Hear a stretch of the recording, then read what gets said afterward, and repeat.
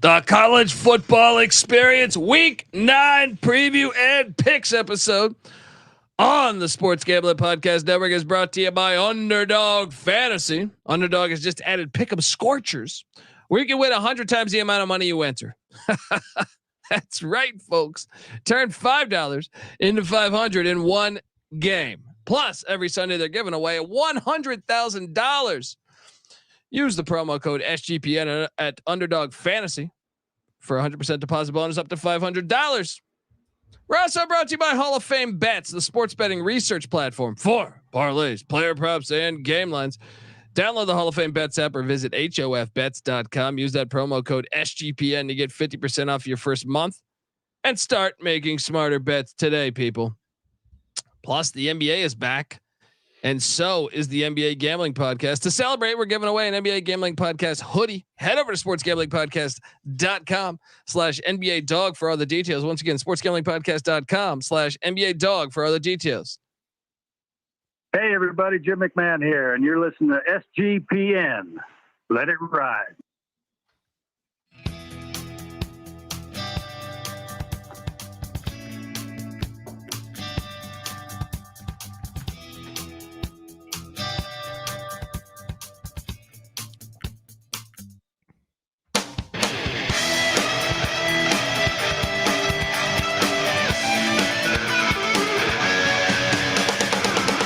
Yes, yes, yes. Woo! Welcome to the college football experience. Week 9 preview and picks. Is it really week 9? Part of me wants to cry. Only slow down, slow weeks. your roll. Whoa! I don't want to be watching bullshit games in June. What do? I watch like the Brewers, the Milwaukee Brewers. Yeah. Or, I don't know. Or bullshit bowl games in December. That's true. I mean, bowl games with 40 players out. Preview season is as long as the actual season. It kind of sucks. It does to put in that much work and have it fly like this. And this is why, we have a larger playoff. We should play more games. If you're against the larger playoff, this is rule number 1. If you're an idiot, is more football. Everybody wins. I also think there's the whole thing of the NFL is a longer season now. The CFL has like a 20-week regular season. Woo, so if you want to get your student athletes prepped for the big leagues, make them earn that NIL. Bitch. Yeah, let's go. Pay them millions. Add a couple games onto that. All right. Well, if we listen to certain people, as soon as your team takes a couple losses, you should hang it up anyway. Oh yeah, that was the worst take of that was unbelievable. Hey, Sam Houston's 0-7. They're still playing tonight. Damn it. That's what I'm saying, man. Keegan Shoemaker's still in there. You're talking about Emmanuel Acho's comments about Caleb Williams should fucking they can still win the Pac-12 championship, but even they if totally be in the what is the playoffs message you're saying? First off, he collects NIL money from USC. Acho went to Texas, right? Yeah. Front runners all day. Typical Texas. Couple losses, and who cares anymore? Right? All right, let's ask go. this though. Is there any point in any season where you think it's probably a smart move to sit? No.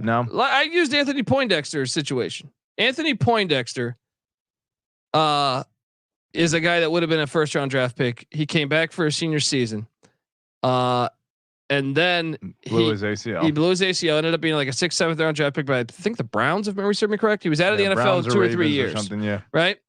And you could argue, he would have made a lot more money, but at the same time, he's also now the co-defensive coordinator of Penn State. It worked out for him. It still worked out for him. I don't know if it worked out for him. He probably he's going to get a head coaching gig. $50 million he would have made in the meantime, Maybe a meaningless bowl game they can send out. But I still feel like when this person's 40 years old, 50 years old, 60 years old, they would wish they could put on the helmet one more time and play a game. 100%. 100%. And like, this is where I disagree. Like life can hit you wherever the fuck you are. All right. Wherever the fuck you are, you could get killed walking your doggy. Yes. Yes. And like, to me, it's like, dude, the real thing about life is the connections you make with people. Look, I mean, we're doing this show, guys. All right. I mean, definitely a comparable situation, millions of dollars at stake versus how it worked out for us. You know? Yeah. Bunch of fucking idiots drinking beer. Dude, Talking. I was thinking about Tens of dollars at stake. Dude, the other day I was walking my dog and I was sitting there thinking, I was like, God, I would give anything to go play a game of football right now. You know what I mean? Like I would give, like, if I could just wake up and it was 1996 or 98 or some shit, we could play a game of football. Just that's a perfect. I would literally pay like $10,000 for We that. need like that Rocky quote. Legs still working. Yeah. Back still working. So no, I completely disagree. Like I like, to me, I would, and with the Poindexter thing is, even if he went out early, I wouldn't have been complaining that he came out early. Yeah. But to quit on your team in the middle of the season when you've worked in the off season, you've battled with your teammates. That to me is 100% bitch move. I'll tell you this. To each their own, right? Get your money. Stop if you want. It's your fucking life, right? But I will say, a little bit of a bitch move, but at the same time, do your fucking thing. I don't fault him. And I don't even. So wait, if Caleb Williams just said, I'm done playing the season, you wouldn't fault him? No, I would fault him. I guess I said that wrong. I would hold him in a lower regard for letting his teammates down and making it all about himself. But at the same time, it's like, you only get one chance to make gazillions of fucking dollars. Do you? If you have that talent and it gets blown, yes. I mean, I put it on you. I mean, fuck, Roger Staubach's a billionaire because of real estate, not because of the Dallas Cowboys. Well, it's also not like 30, 40 years ago where like an ACL injury and like your career is done. You know, like now, like what injury, like any injury you can come back from almost. I mean, come on. I think it's a bitch move. I will say that, but at the same time, if someone did it, I'd be like, whatever, but. No, ultimately, it's their choice. I mean, it's a free country. Still America. I'm saying, if that's his choice, then But well, in the meantime, a bunch of idiots like us can criticize it. Yeah. Even worse though is to encourage someone else to be a bitch. I guess whatever. I think it should be that person's decision, and no one else should. Encourage them to be a little bitch like that. But if they want to protect their investment in themselves, then sure, whatever. Maybe there's a brotherhood that we don't understand. But hold on here. You could play this back the other way. What if he's out of the league in 4 years, Achilles Smith style, and you wish you would have got another year of USC $1 million? You know what I mean? Yeah, sure. End of the day, how long did Ryan Leaf last in the NFL? How long did Achilles Smith last in the NFL? How long did Christian Ponder? Like he probably lasted. Yeah. You know what I mean? So well, you got to bet on yourself. And so bet on yourself to kick some college football ass. Yeah. Hey guys, and don't be a bitch. You're betting on yourself to come back for another year and be healthy. Yeah, it's true. So I don't know. Before we go any further, special shout out to our guy Alan Cooley, who welcomed a baby boy into this world a mere few hours ago, and he's still in the chat. Fucking A. Fantastic. A legend of a human being. Your wife's at the hospital. You're sitting there in the chat. You want to take a photo? No. Week 9 picks. Love it. He's on Sam Houston tonight too. Folks, look, if you're wondering who the hell you're listening to, my name is Colby Swinging Database Dan, a.k.a. Pick Dundee. That's not a pick. This is a pick. He was raised in the land down under, where a man thinks on his feet, speaks with his fists, and lives by his wits. When Dundee happened, he was a superstar. I want this pilot. It's a matter of national security. I'm excited about life. Alan Cooley, kids just coming. I love it. Now, just don't raise him to be a Tennessee fan. Yeah. A lifetime do the right thing. Heartache. Introduce him to the construction zone. All right. Vanderbilt football for life. Hey, put your V's up. You got to give Alan Cooley credit.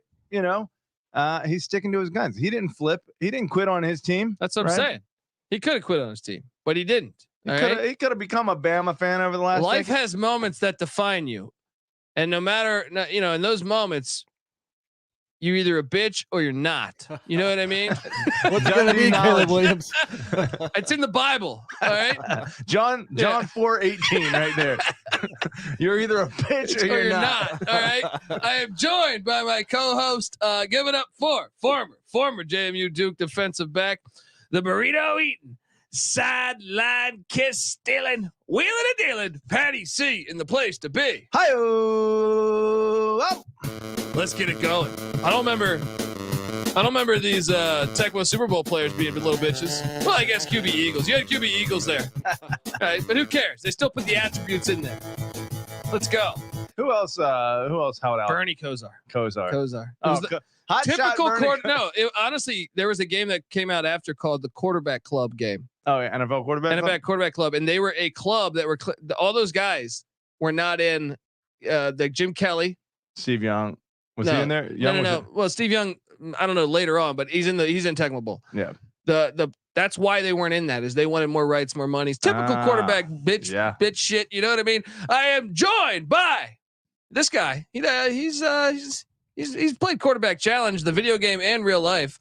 Give it up for the DFS god himself. We invite you to come play college football DFS with us.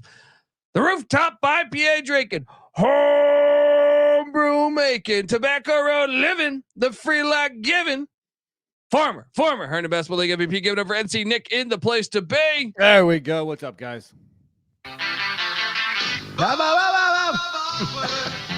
a great tune. Kosar liked his alcohol too, so we can all get behind that. True. I think he had some problems with that later on in life. Yeah. Not to make light of that. I'm a Bernie Kosar fan. I almost had a dog named Kosar. That's fucking awesome. Yeah. He was at the. Instead, he went with Bernie. Kosar, much better dog Bernie's. name. Yeah, Bernie Lomax. There you go. Right. No, Bernie Kosar. Yeah, true lawn chair, but a very good lawn chair. That's right. Yeah. And you have to love the unique sidearm, approach. Any quarterback that throws it different than everybody else is kind of cool. He has a throw to Ernest Biner off his back foot in the 87 AFC Championship. One of the best throws I've ever seen in my life. I can remember it right now. Just he's getting blitzed, back foot, boom, right over the shoulder of Ernest Biner. Unbelievable fucking play. That's an East Carolina Pirate. Ernest Biner.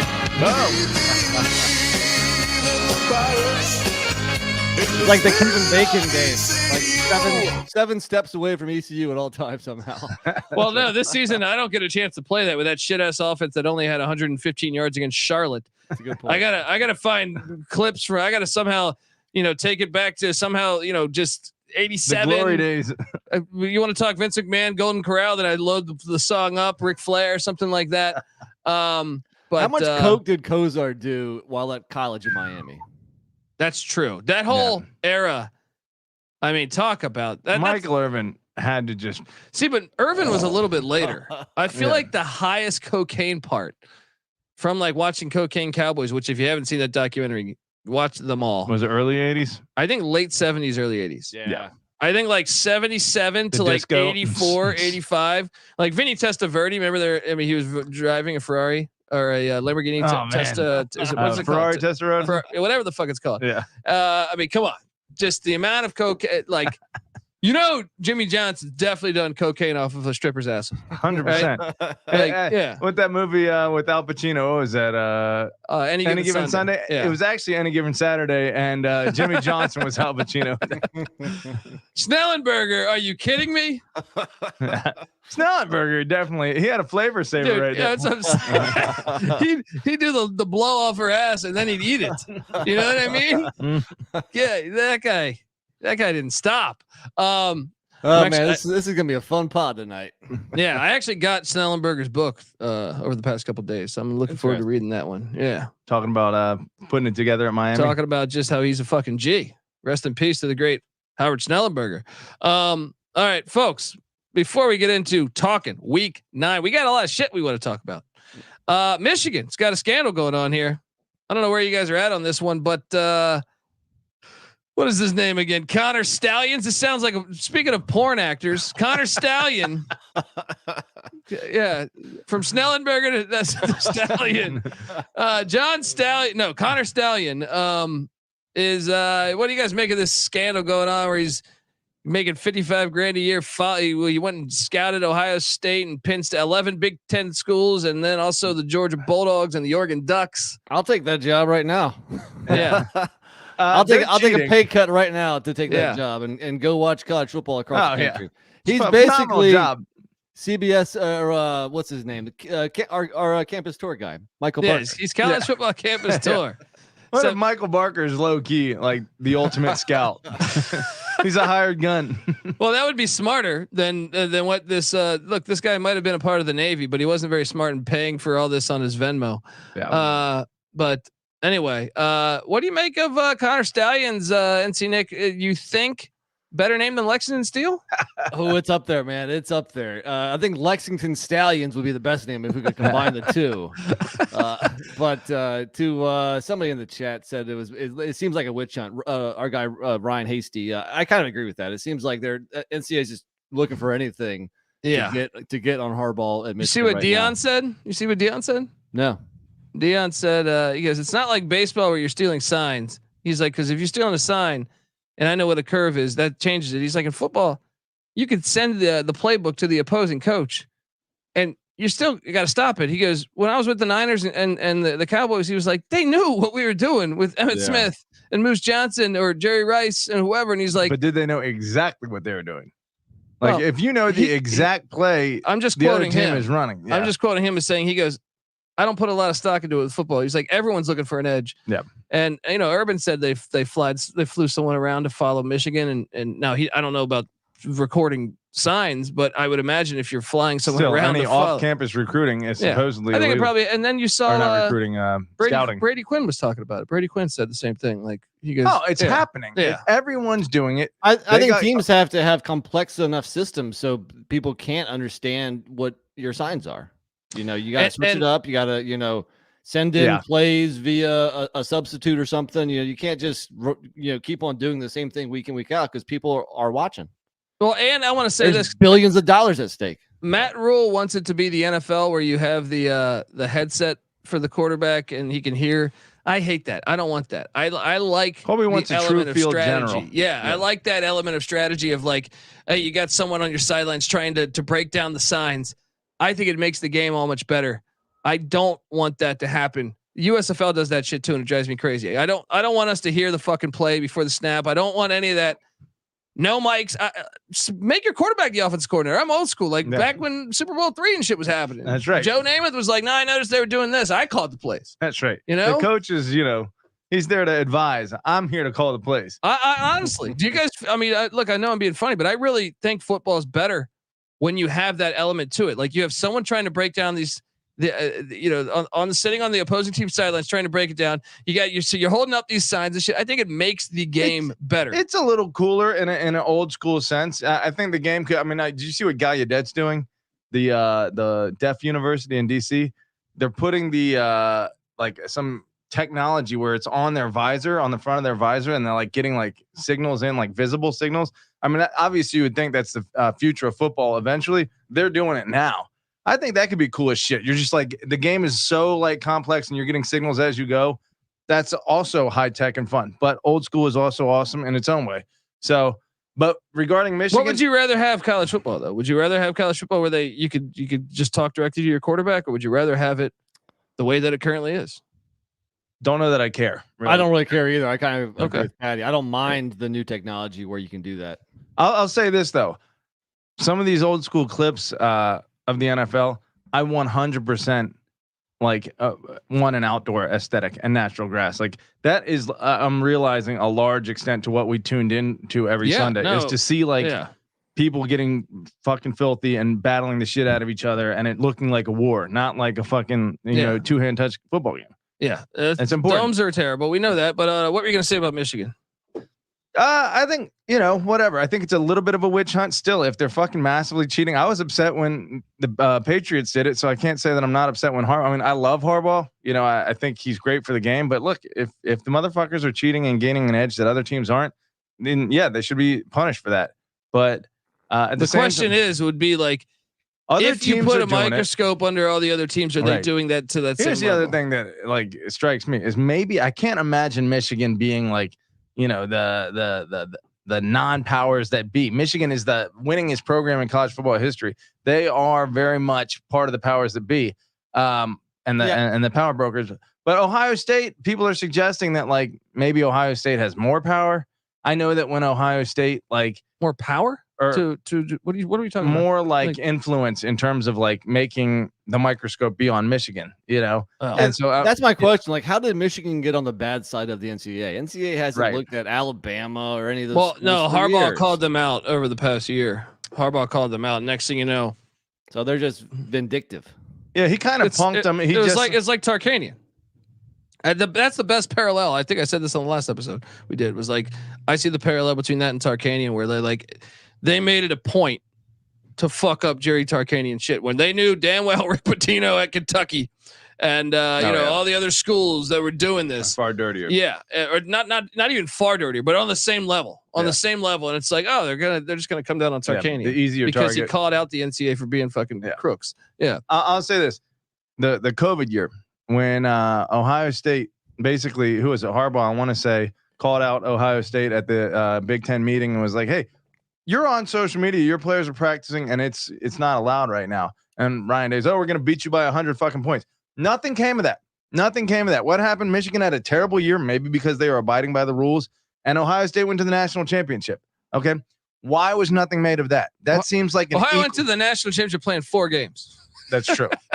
That's true too. It's most ridiculous. That's when you saw the complete corruption of college football. It was like, wait a second. So the ACC, Big 12, and SEC played like 10, 11, 12 games, and we're putting in a team that played fucking 4 games or something, 5 games in the regular season. We're just gonna give them into the playoffs, even though that they didn't play. That season was hilarious because it was like, we don't give a shit. We're just gonna try to make the most money. Yeah, we don't care about trying to explain our reasoning or anything. We're not hiding shit here. Oh man. Okay, we got some other news. MC Nick, do you want to talk any more about Michigan or no? Moving on. Okay. Army announced they're going to be in the AAC starting next season. No longer independent. And here's what I do find hilarious. Football gods, look, I you've swayed me on this. I do think I like the independent route more. However, I love the fact that Army and Navy can play for an AAC championship on December 5th and then play again the very next week. That sounds fucking fantastic. All right. Can you imagine 2 Iron Bowls back to back? Oh, wait, how would that work out though? Because what if they're on the verge of not playing in the ACC championship and then they have to wait? Do they play like December 24th? Is that a non-con game? That's a non-con game. They announced it's going to be a non-con game. That will be a non-con game. Oh, very cool. Yeah, very cool. Absolutely fantastic. There was also other news. Washington State, Oregon State working on a partnership, not joining the Mountain West, working on a partnership while the Pac-12 is court stuff's all pending. They're still battling for all that money. So what do you think about a partnership between them and the Mountain West for potentially next year's schedule? Should have been obvious before everyone left. When Stanford and Cal are still there, they should have been doing that. Yeah. Nick, your thoughts? Yeah, I mean, I think one of the, I mean, it sucks for those 2 schools, but them in the Mountain West, not that this partnership is that's not going to happen, but if they do eventually become full members, I think it's actually kind of cool. Yeah. Wait, this partnership, you don't think that will happen? Well, it sounds like it's more like a Notre Dame ACC type deal, or like. Well, for 2 years, they're basically but they're trying to find the grounds on why the Mountain West should do this. I think Gloria Navarez is saying like, well, what do we get in return? Sure. You know what I mean? Like for those 2 years, besides your strength of schedule. But yeah, it's not like the glamour of Oregon State is really the main boosting reason the ratings here. They want to get, so the Pac-12 is going to get extra money. They have a contract for the NCAA tournament and stuff, right? So it benefits Washington State and Oregon State to stay in the Pac-2 because they get like there's TV contracts that are like $60 million. Yeah. So it's like, wait a second, if maybe they promised in 2 years we'll be in the Mountain West, we schedule. Yeah, I don't know. There's time to negotiate a new contract with the Mountain, like an expander. The article I read also said that we might even have the Apple Cup and the Civil War next year still. Okay. All right. Not non-con games in September, but still better than nothing, right? Yeah, I think somehow we have to get some T-shirts going saying the Pac-2 conference. Pac-2, baby. Dude, I kind of like they should play each other 4 Oregon times. and that'd be amazing. Oregon State and Washington State, carrying on that conference, which has been 100 years in existence, and, over 100, and years. that conference like not ceasing to exist. Yeah. I mean, I guess the Big East folded for however long it was, and still came back, but there feels like a break in the accent to have continuous and especially for the two least glamorous programs in that conference, Oregon State and Washington State, to be the ones that held it together. Because eventually, I feel like things are going to come back around. You got Colorado going back to the Big 12, maybe the likes of USC and you got UCLA. Arkansas, Oklahoma, and Texas. Oh no, Arkansas, Texas A&M. Have all reunited. Those three are back, right? Yeah. So I could see them going back to the Pac-12 and be like, you know what? Let's all reform the old conference. It'll give us a better shot at the playoffs. Maybe there's like some benefit that happens eventually. And I like Oregon State and Washington State having a special place in the Pac-12 for that. I like it. Okay. Other news I just want to get to is a couple of talk a little bit of our locks here. But hold on, before we do that, I want to tell you that the College Football Experience Week 9 preview and picks is brought to you by Underdog Fantasy. Underdog has just introduced Scorchers. Go 5 for 5 and pick up Scorchers and enjoy a spicy 100 times payout. And for a limited time, Underdog is extending their first deposit bonus up to $500. They're giving away $100,000 every Sunday. I shit you not. All right. 10 lucky players will get $10K each Sunday. And we're talking dogs. I think the Utah Utes are live dogs Saturday against the Oregon Ducks. So watch along, make picks, maybe make a little extra cash over on Underdog's mobile app or website, underdogfantasy.com. When you sign up with the promo code SGPN, Underdog will double your first deposit up to $500. Once again, that's Underdog Fantasy, promo code SGPN. We're also brought to you by the NBA Underdog Contest because the NBA is back, and to celebrate, we're giving away an NBA Gambling Podcast hoodie. Head over to sportsgamblingpodcast.com/NBA dog to submit a screenshot of you playing NBA Underdog using the promo code SGPN, and one random winner will get a NBA Gambling Podcast hoodie. Just go to sportsgamblingpodcast.com/NBA dog. sportsgamblingpodcast.com/NBA dog, folks. So get in over there. And remember, as always, to let it ride. All right, we are back on the College Football Experience Week 9 preview and picks. I did want to talk a little bit about this, guys. I know we got to get to calling games here, but me and Patty C locked up New Mexico State over 5.5 wins. Woo! I was on the over also. Jerry motherfucking Kill and Diego pissing Pavia. 6-3. You know, New Mexico State hasn't had back-to-back winning seasons in like 70 years. Jerry Kill just coming in. Patty C, what do you make of this? What do you make of our genius play over here? I kind of rode your coattails on that. I'm not gonna lie. So it's kind of your genius there. Thank you. I saw what you were saying pretty quickly though. It is a great hire, and Jerry Kill is a very good coach, and Georgia State, or rather New Mexico State's the kind of place that will allow him to just coach, So I'm looking at our locks. NC Nick, what do you make of Jerry Kill in New Mexico State? So far, great. I mean, I was just looking. So this was his second year. So he turned around this program, went to a bowl in year one. It took him no time to turn it around. And then to follow up with another bowl, and who knows how many games they're going to win this year. So he's doing a fantastic job. Yeah, and the greatest quarterback in college football, Diego Pissing Pavia, my favorite player. I'm looking at our locks right now, and I guess before we dive into Week 9, I just want to. So I have the sheet up. How do we feel? I'm looking at the SEC. Patty C locked up LSU under 9.5. Me and NC Nick locked up over 9.5. They just need to lose one more time, right? And Patty C would hit.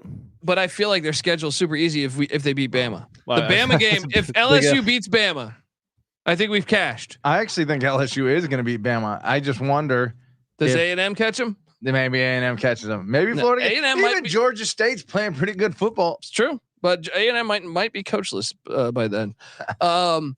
So that's one that we have going. We also had me and all three of us locked the over on Texas A&M at 8 wins. Ugh. Is that still possible? We're 4-3. So they can lose one more time and still push. I mean, look, it's not that bad. If they beat South Carolina, Mississippi State, Abilene Christian, all you got to do is split the 2 road trips at Ole Miss, at LSU. Let's go. It's possible still. It's possible. I also locked up the under on Tennessee at 9.5. Sorry, Alan Cooley. That's gonna hit. I also locked up the under on South Carolina under 6. That's gonna hit. That's looking pretty good. Nice. And then I did make a mistake and have Auburn over 6.5. Now, what are we at here? They're at 3-4 right now. They got Vandy, New Mexico State. New Mexico State, they might beat them. And they have 4 winnable games: Mississippi State, Vandy, Arkansas, and New Mexico State. Next 4 games, and they always play Bama tough at home. Yeah. They got to win 4 out of the next 5. Yeah. NC Nick locked up Michigan over 10.5. We didn't touch that, but looking pretty solid. Rutgers over. Guess what? Me and NC Nick locked up Rutgers over 4.5. Patty C locked up the under 4.5. Did I really? Yes. Oh man, you traitor! That can't be true. That cannot be true. I'm reading the sheet. You marked the fucking sheet, man. Let me see here. Rutgers 4.5. I guess. Yeah. I mean, I thought Tech would have beaten him. Shiano, I don't know why I faded him. He's been building this thing slowly. You're probably 7 Jaeger bombs deep. It's probably what it was. Anyway, we'll go through on another episode. The win totals. Yeah, but I thought the New Mexico State thing just made me. I'm kicking ass a little bit with. Look, I have the Colorado over. I got the Rutgers over. I got the New Mexico State over. I'm feeling really good about these plays. There are a couple unders that I have that are cooked. I think they haven't happened yet, but they're like happen. UNLV. Under 6.5 wins, cooked. Probably cooked unless New Mexico pulls off a big time upset in 2 weeks. But all right, let's get into the action. Let's talk about this Week 9 slate. How'd you guys feel about the Week 9 slate in general? NC Nick, do you think it was a very good week or what? I think it's probably. I mean, it's a good week. It's not one of the best weeks of the season. Probably not one of the worst. We got some good games here. I'm looking forward to it.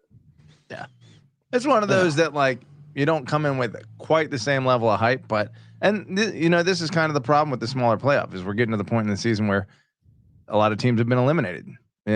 So 14 playoffs, the dumbest thing that's ever happened. The one weakness I think is the primetime games. The primetime games are a bit lacking. I mean, what are you going to watch? I mean, Tennessee, Kentucky, okay. Ohio State, Wisconsin, all right. What else is there? It's Oregon State, Arizona. That's like I was about to say that's intriguing. Yeah, that's late night though. That's not prime time. East Coast. Oh, okay. So, yeah. Prime time is actually now that I'm looking at it, it's pretty fucking weak. Let's get to it because the first game Saturday. Remember, we already did all the weekday games, so go listen to our weekday episode. Saturday, Tulsa at SMU. SMU just dropped 55 on Temple. They're 5-2. They still haven't beat a team with a winning record. And guess what? Tulsa doesn't have a winning record. They're going to get, Rice is 4-3. If Rice loses this week to Tulane, they are going to get to Saturday, November 18th, where they take on Memphis. And that'll be the first team with a winning record that they could potentially beat. Now I know Oklahoma, they played had a winning record, but besides that, they have yet to play a team with a winning record.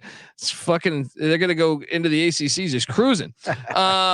This is a game that goes back to 1935. SMU has a 3-game lead, but that's a much closer, I guess Rice was, Tulsa rather. Tulsa was good for a lot of years. Steve Largent, Gus Frerotte, Chris Penn. Remember all those guys? Like 3 years ago, they were in the American Championship, right? Yeah. Was that 3 years ago? 4 years ago? 2020. Tulsa's a respectable program. SMU, on the other hand, we're probably having a little bit of recency bias, thinking of them as a pretty good program. They were down for quite a while there. Yeah. The SMU is laying 20.5. It's a lot. Give me the Golden Hurricane and the points. Nick, what are you doing here? That 42-10 loss to Rice at home last week is tough to get past.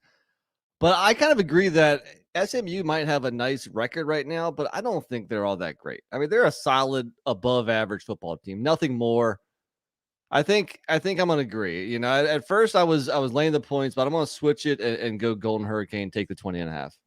They played last year. SMU won 45-34. It was 11-point game. So food for thought. Offense, SMU 34, Tulsa 78. Defense, SMU 13, Tulsa 110. They haven't played anybody good. They haven't played anyone, but they are a far dominant statistical team. What do you make of them keeping it basically a tied game with Oklahoma into the fourth quarter? I don't think Oklahoma's that good, but yes, I agree with you. Yeah. You know, I mean, the fact that UCF, who's sitting there, what now? It wasn't tied. It was like 14-11. 14-11. Yeah. UCF. I don't think Oklahoma ever trailed in that game. True, yeah. But you're up by 3 in the fourth quarter. Fair. You're a threat to lose that game. All right, let's jump to the next one. UMass Army, the way football should be. All right. Northeast football is back. This series dates back to the great year of 1977. Army has never lost to UMass. So it's been ugly. It's been ugly lately too. Last 2 years, 44-7, 33-17. In 2019, it was 63-7. I could be talked. I with Army going to the pass. You see how bad they're playing against these other schools. Well, who was less impressive in their most recent game? Army losing 62-0 against LSU. UMass losing 63-0 against Penn State. This is a shit fest. Northeast football is not back. Well, the problem with Army also is that they've been shut out 2 games in a row. They haven't scored a point since October 7th. This is and even with that, like 2 of their wins, one of those wins was against UTSA when they didn't have Captain Harris. I mean, they really only have one real win against Delaware State, 57-0. This team sucks. This is what happens when you try to go cha up there in West Point. All right. But you know who sucks more? UMass. Lay the points. Nope. Taking the 10. You're going to try to go pass on UMass? No. Not going to happen. They're not really trying to go pass. They beat New Mexico State. All right. They're still the number 28 rushing offense in the country. Still they're passing it too much. They don't have the guys. It's true. They don't have the guys. Give me the 10 and UMass. I'm laying it. Oh. UMass is dog shit. They've been rocked by almost everyone. They beat New Mexico State. They're a bowl team. That's true. That's a good one. All right. What do you mean? They almost beat fucking Eastern Michigan. They almost beat Toledo. They were in those games. They got rocked by 24 against 24 against Arkansas State.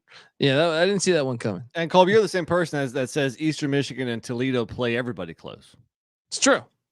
But UMass covered that, and Army plays everybody clse too. NC Nick.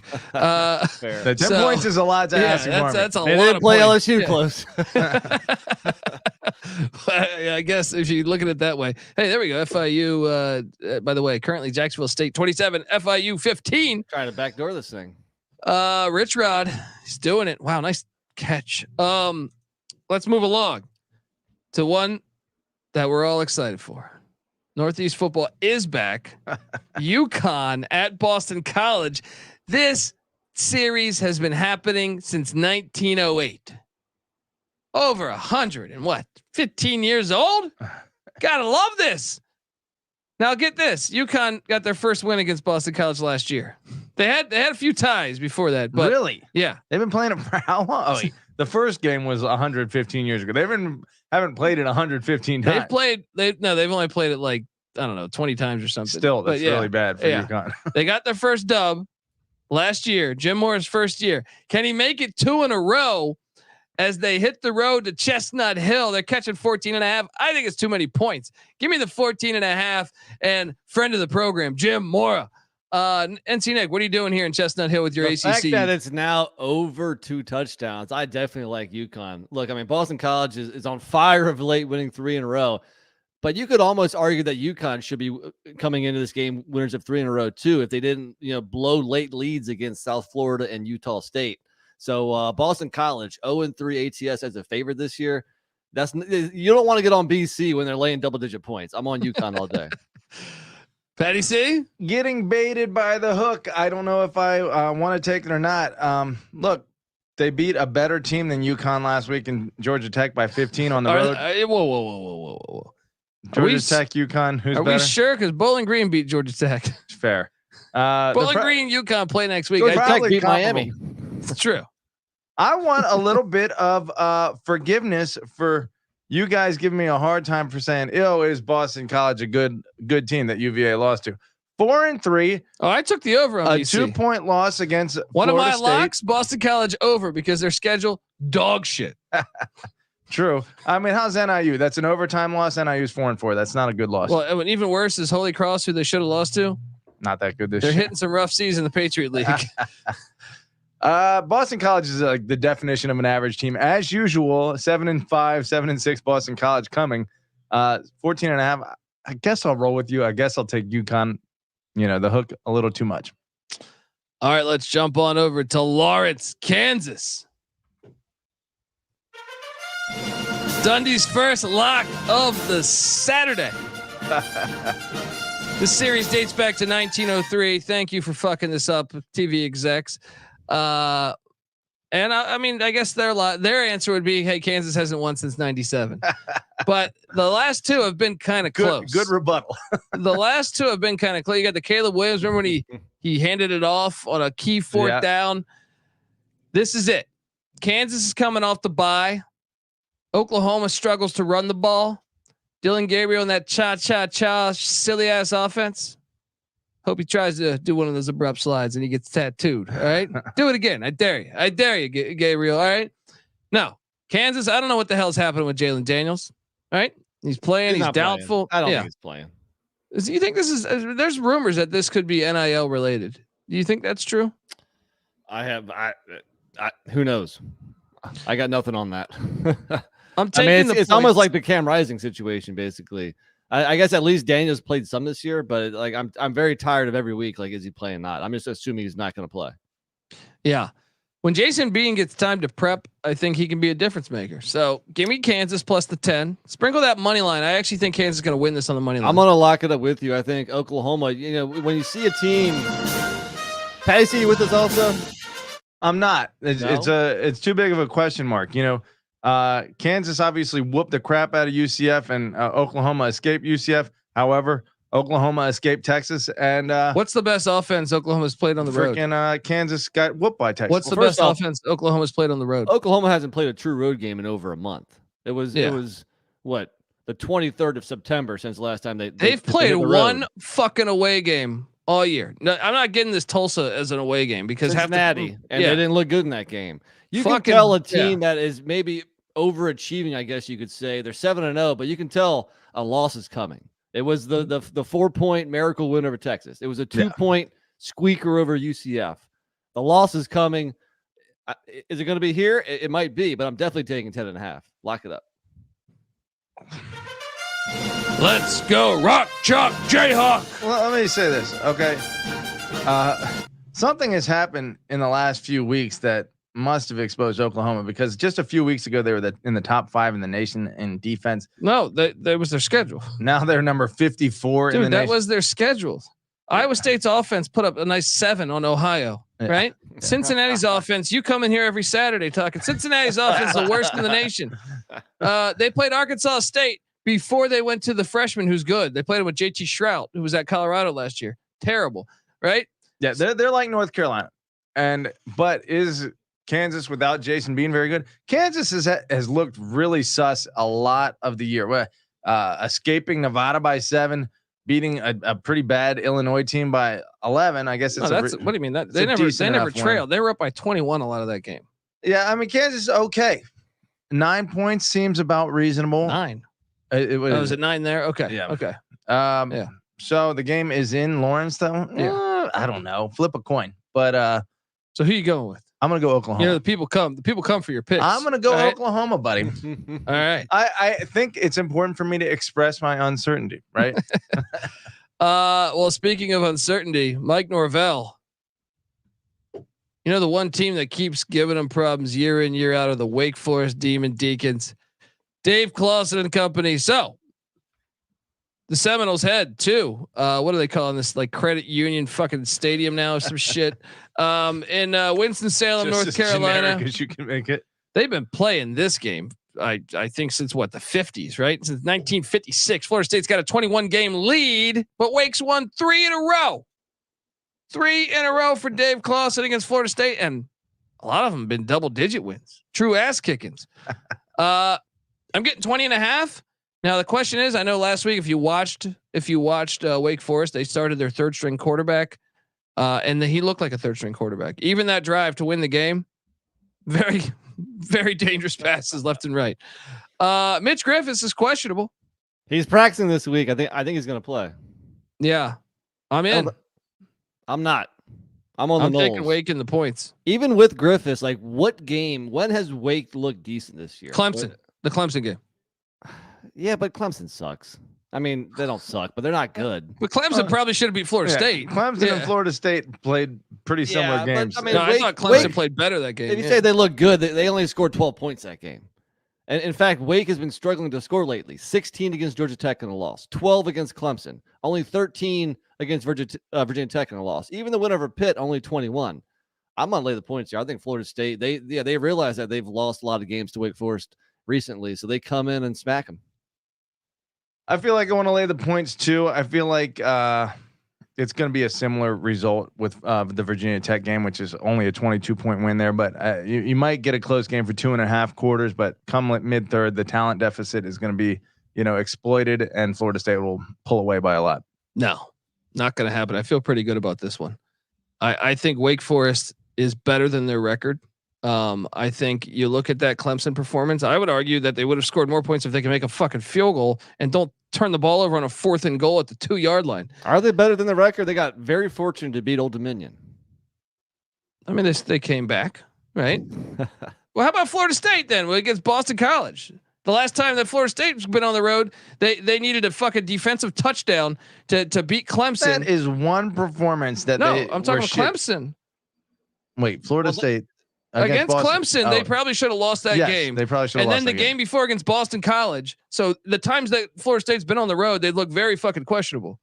Give me Wake in the points. Fuck you. Fuck you. Let me say this: Florida State is the type of team that some people are saying they're asleep at the wheel, but Florida State's a front runner team, and they're just their talent level is going to give them the edge at some point, and they enjoy whooping teams. I feel like, and when Florida State is able to pin their ears back, then they have the athletes to really exploit. And like, if Wake is in a position where they're going to need to be passing and catch up, Florida State's pass and not that it always matters, but Florida State looks really good coming off the bus and coming out the tunnel. I mean, those guys are fucking big.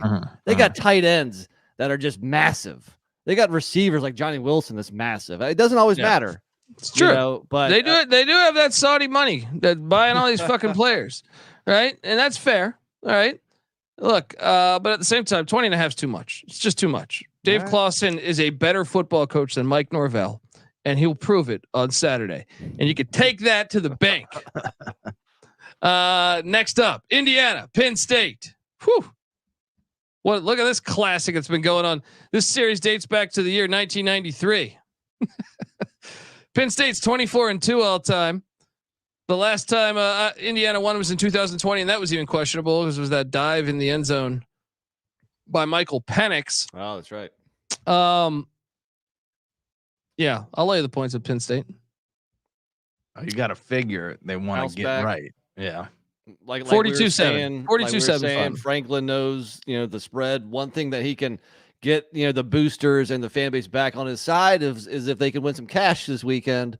So I'm gonna lay the point. Is that a Penn State? I should know this, but he's a covering machine. I'm guessing. I mean, remember he scored against West Virginia with 5 seconds left. That's right. And he did the same against who was the other game? West Virginia. What was it? It was like week 3 or 4. No, the Illinois game was another one, and then there was another. There was another one right after the Illinois game. But Patty, see, now that you bring it up, Penn State has not covered in only one game this year, and I think it was a lock battle last week. Talk that shit. And I think I was on the Buckeyes. Where's my guy D Bettis? Where's my guy? Who else in the chat was with me? Was there a shotgun on the line? Because I want to take one. Well, yeah, I think there was. Now that you mention it, The bet's supposed to make you suffer. He's like, oh, is there a shotgun on the line? I'll do it. Oh no! no. They did look like dog shit, but they still were pretty impressive defensively. It's just their offense was exposed. Now, I guess I have to just bite the bullet and admit that Ohio State is starting to look like a team that could win the national championship. What? No, they're not. They beat a really good team. Their offense looks terrible. Yeah, Colby, but who looks good this year? Yeah, but I'm saying they don't look like a team. Like if you're judging it by teams that have won national championships, in years past, but it's been year, since yeah, like 19. Open. It's been since the late 80s since I've seen an offense this bad win a national championship. I'd be surprised if Kyle McCord is holding the national championship. Sure. Okay. Well, at least a playoff berth seems like possible. Yeah, of course. They put them in if they play 4 games. Well, I mean, of course they're it's gonna come down to one game. Can they beat Michigan? It's true. Can they beat Michigan without cheating? Some say.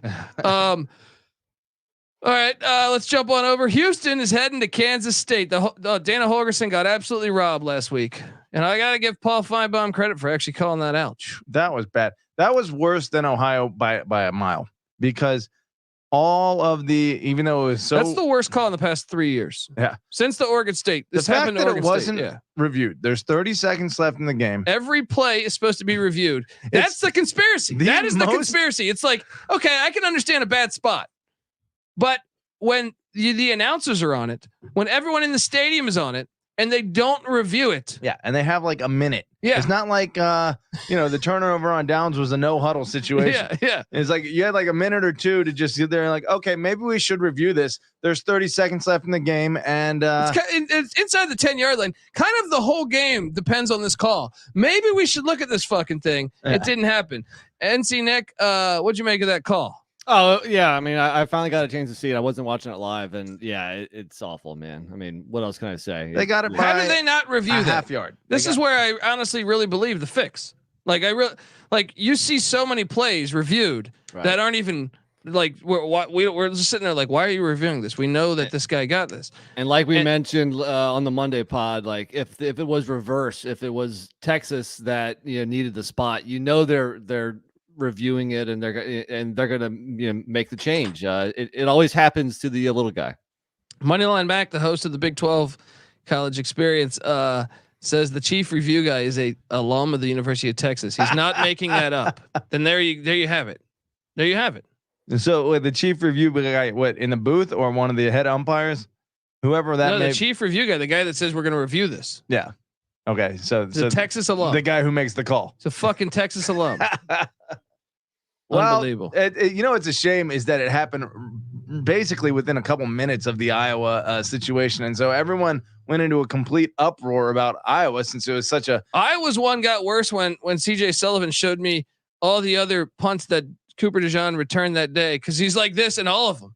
Yeah. So it's like, wait a second, you didn't call this the 4 other punts that he returned that day, where he did the same exact gestures. Yeah, you waited until after the play. No, and you can't review that. It has to be a field call.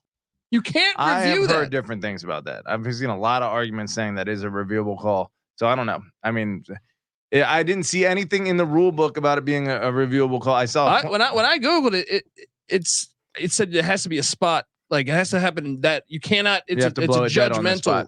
Well, the fact that they reviewed it for being stepping out of bounds, and then they were like, "Oh, you know what? Actually, we noticed something else. It looked like you might have been waving your hand." It's fucking pathetic. I don't know that the college football powers want Minnesota to win over Iowa. They're both pretty like whatever, the same program essentially. No. Yeah, it doesn't have the no. I just think that was a horrible call. Yeah. I don't think there's a conspiracy. The Houston, Texas game, I 100%. Knowing the history of Texas's program where they've done things to make sure Houston's not in their conference because they recruit Houston, what they do behind the scenes, what happened with SMU, and knowing what happened behind the scenes, they're as crooked as any fucking program ever. Yeah. And to think like that, okay, that play was, there's no excuse for it. At least it's got to be reviewed. Yeah. A bad spot's a bad spot. That happens all the time. Yeah.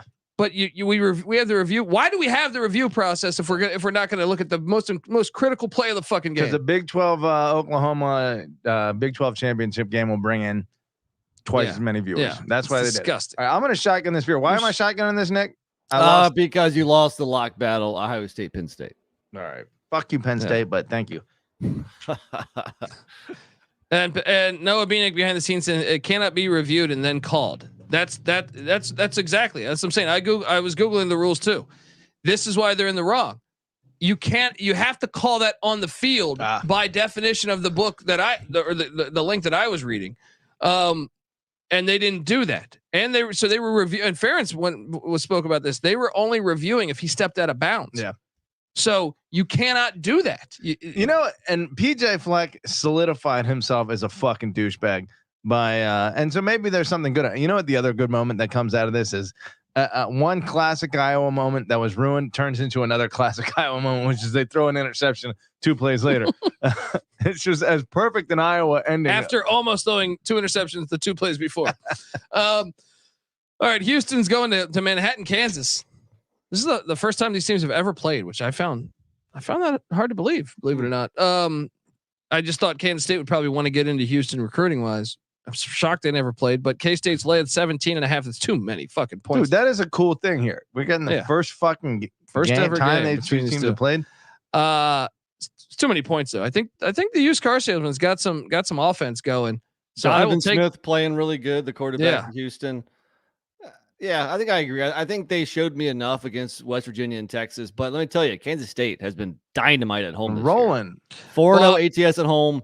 I mean, look at the games. TCU at home 41-3, UCF at home 44-31, Troy, a good Sunbelt team at home 42-13. Let's talk about that for a second because Quinn Ewers is out indefinitely for, some speculating potentially to the Big 12 championship or the CFP if they're in it. This are they still the favorites, you think, to get to the Big 12 championship? Texas? Yeah, they host BYU, and then they have K-State next week. I mean, Oklahoma beat them, so I think Oklahoma's. You're saying one of the 2 favorites? Yeah, to get to the. Both BYU and K-State are within striking distance. Yeah, BYU, K-State, also Iowa State's still alive, and they have to go to Ames. Texas Oklahoma State's still alive. Yeah. I think the Kansas State plays at Texas next, so. There you go. Winner of that is in the driver's seat to probably face Oklahoma. Well, if BYU wins this week, they're in the driver's seat, you could say. I think BYU is a little more susceptible to take an L in the process. Well, how many? They have 1 or 2 conference losses right now, BYU. 1. Okay, so they can as long as they have the tiebreaker over Texas, they can afford another loss. Same thing with Kansas State. BYU right now. is 2-2 in the conference right now. Okay. They don't have a chance at this. What are we talking about? What are you talking I think about? BYU. If they win this game, their remaining schedule is very fucking favorable. Well, they got to go to Morgantown next. I mean, that's the second trip of the second half of back-to-back. What would that spread be? 3 points? What's BYU's remaining schedule? They play Oklahoma at home and at Oklahoma State.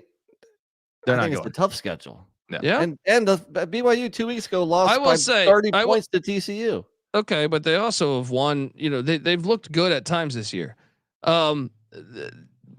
The Oklahoma State. Maybe when I looked at the schedule, Oklahoma State was ass. And BYU has looked good at home against Big 12 teams.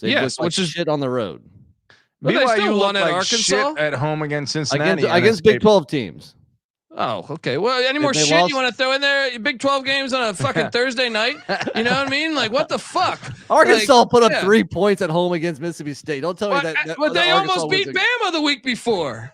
The fuck out of here! They almost beat LSU. You've been trying to talk up BYU all year. The fact is, they're not that good.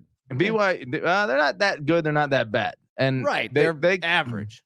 A lot of the Big 12 is on pretty similar grounds. From week to week, it's hard to predict. So I think they still have a chance. But BYU could easily beat these teams left. They could easily beat these teams left. What do they say? Rattle them off. If they beat Texas, which that's the biggest if. Okay. At West Virginia, they could win that. Home to Iowa State. It's tough, but in Ames or in Provo. Yeah, it's still tough, but yes, I still feel pretty good about that. Yeah. In Provo against Oklahoma. Tough, but yes, winnable. And then at Oklahoma State. They're not going to do that. They're not going to run that table. No, hell no. Can I remind you, there are 2 away trips in the Big 12 so far. It's an 11-point loss at Kansas and a 33-point loss at TCU. Yeah, but that Kansas game was a lot closer than that final score. True, it was a defensive touchdown or 2, but still, BYU is not that good. K-State is the real team that could get into the Big 12 championship. But Texas, Oklahoma looks like a lock at this point, pretty much, because they'd have to lose 2, and then I think Oklahoma could lose like 4 games. They can. Oklahoma's schedule's a little tougher, right? Yeah, Oklahoma's remaining schedule. I'm like, wait, they're at Kansas this week. They got Bedlam next week in Stillwater, and then they have to still go to Provo. And in their home game, I think is TCU and West Virginia. Yeah. I mean, they could have two losses, and if they lose a tiebreaker and that, and someone else only has 2 losses. Well, right now they're undefeated though, and right now BYU already has 2 losses. So I mean, true. But if Oklahoma, I don't know. Let's Kansas State, Texas is the game at this point in the season that it looks like it'll determine a Big 12 What about championship. Oklahoma State, Oklahoma? Yeah. Are we all on Houston for this game? What is 17 and a half. 17 and a half. I guess. Yeah, I think so. I think that hook is baiting me. I'm going to take it. I don't feel great about it though. This isn't a lock because how dominant Kansas State's been at home. They played 2 common opponents that Kansas State has dominated and that Houston's been dominated by. Texas Tech, Kansas State beat by 17, and what was the other one? Have you guys been watching the K-State got a pretty big recruit a year ago, Avery Johnson. What you gotta do is you gotta make shots, right? No, not that Avery Johnson. He's pretty fucking. He's like I think he gives them a new dynamic in their offense. Like that guy can run at the quarterback spot. Been splitting carries. Been splitting snaps with Howard for Houston. No, for Kansas State, for Avery Kansas, Johnson, Avery their quarterback. Oh, is he the dude with the hair? Yeah. Yeah, he's good. He's a big time recruit for them. So we're all on Houston. Yeah, sure. Okay. West Virginia is heading to the Moonbounce. Take on UCF. UCF is laying 7. I thought this was one of the hardest games to pick this week. I definitely think UCF is better than their 3-4 record. Agreed. I definitely think they could blow them out, but I still took the 7 in West Virginia because I feel like they're chippy this year. What are you doing here, Nick? Yeah, same thing. I mean, Reese Plumlee's back, which is huge, and West Virginia's given up over 40 points 2 weeks in a row. But I still don't know if UCF is a touchdown better than the Mountaineers, so I'm going to take the points. Patty C, what are you doing here? Stat that a lot of people probably don't realize is UCF's offense, number 5 in the nation. Oh, no, that's rushing yards. Sorry, let me double check that. 6th in the nation in total yards. They're an explosive offense. To have the number 6 offense in the nation and to be, what's the record again? 3-4. 3-4. They're underrated. Well, Plumlee was out for a lot of those too. Yeah, well, which is even more impressive that their offense is that good. Yeah. No, I'm saying that they are better than what their record is. Yeah. And their offense is probably better than what the statistics even say. I think I'm going to lean UCF at home. Yeah, like I said, I thought it was one of the harder games to call there. South Carolina, they got players quitting the team. Got a coach with a broken foot, but yet they don't look like the disaster. I mean, they do on the field, but I mean, like Texas A&M, Connor Wegman out for the year. They're going with Lawn Chair Johnson at the quarterback spot. Jimbo, the offense isn't working. Is it Bobby Petrino's fault? Is it Jimbo not giving them control? South Carolina's catching 14. Give me the points all fucking day. And by the way, this is a game this is a series that their first time they ever played was 2014. A&M won the first 8 matchups, but South Carolina won last year. Can they do it again? I'll take the 14 points though, because I don't think A&M just shouldn't be a 14-point favorite against any team in the SEC. Not right now. Yeah, give me the 14. Actually, you know what? Ooh. Give me the Gamecocks. Lock it up. Look, they played tough at Georgia. Yeah, they did. Yeah, they got throttled at Tennessee and at Missouri. Granted, 2 tough road spots there against top 20. Tennessee is better than Texas A&M. We've seen that on the field. They beat Texas A&M. Yeah. Missouri's better than Texas A&M too. Yes. Lock it up. But they both they lost to both by 20 some odd points, 20, 21 and 22 respectively. This spread's only 14.5. It is in College Station. Still, the hook again. Bait. I'm gonna go South Carolina with you. They haven't looked good though. Hook bothers me on my lock though. It makes me think. I think you're kind of crazy to lock it up. I just don't have that many locks. I need more locks. Yeah, I hear you. I'm in a stretch of taking a bunch of road teams, which kind of bothers me. But A&M's only averaging 23.5 points per game in SEC play this year, and you're laying 2 touchdowns. I'm going to go South Carolina also to cover. Does Shane Beamer's foot have any play in this outcome? Well, and then you have A&M's got a bad secondary, and it's like Spencer Rattler can exploit that. If you have a bad secondary, if Jalen Milroe was able to exploit it, Spencer Rattler can. Let's go. I know Carolina's offensive line sucks, and that's the scary part. Is A&M's defensive line is actually really good. Moneyline Mac, I like that. This is what the SEC does bring to the equation. When you have just talent like this on the field, it doesn't have to be well coached. It could still come out and produce some outstanding plays, and I feel like both of these teams have explosive talent and not necessarily great coaching this particular year, although I respect Beamer, but not as like an elite coach. I respect Beamer's father. I respect Beamer's ability to win a big game. I don't respect him week to week. Yeah, this is a big game. Then what do you do? Never fade a Beamer in a big game. There you go. That's also a saying. What with Frank Beamer, I would always fade a Beamer in a big game. Right? Touche. The Chokies got a nickname for a reason. Yeah, I don't know. I'm locking it.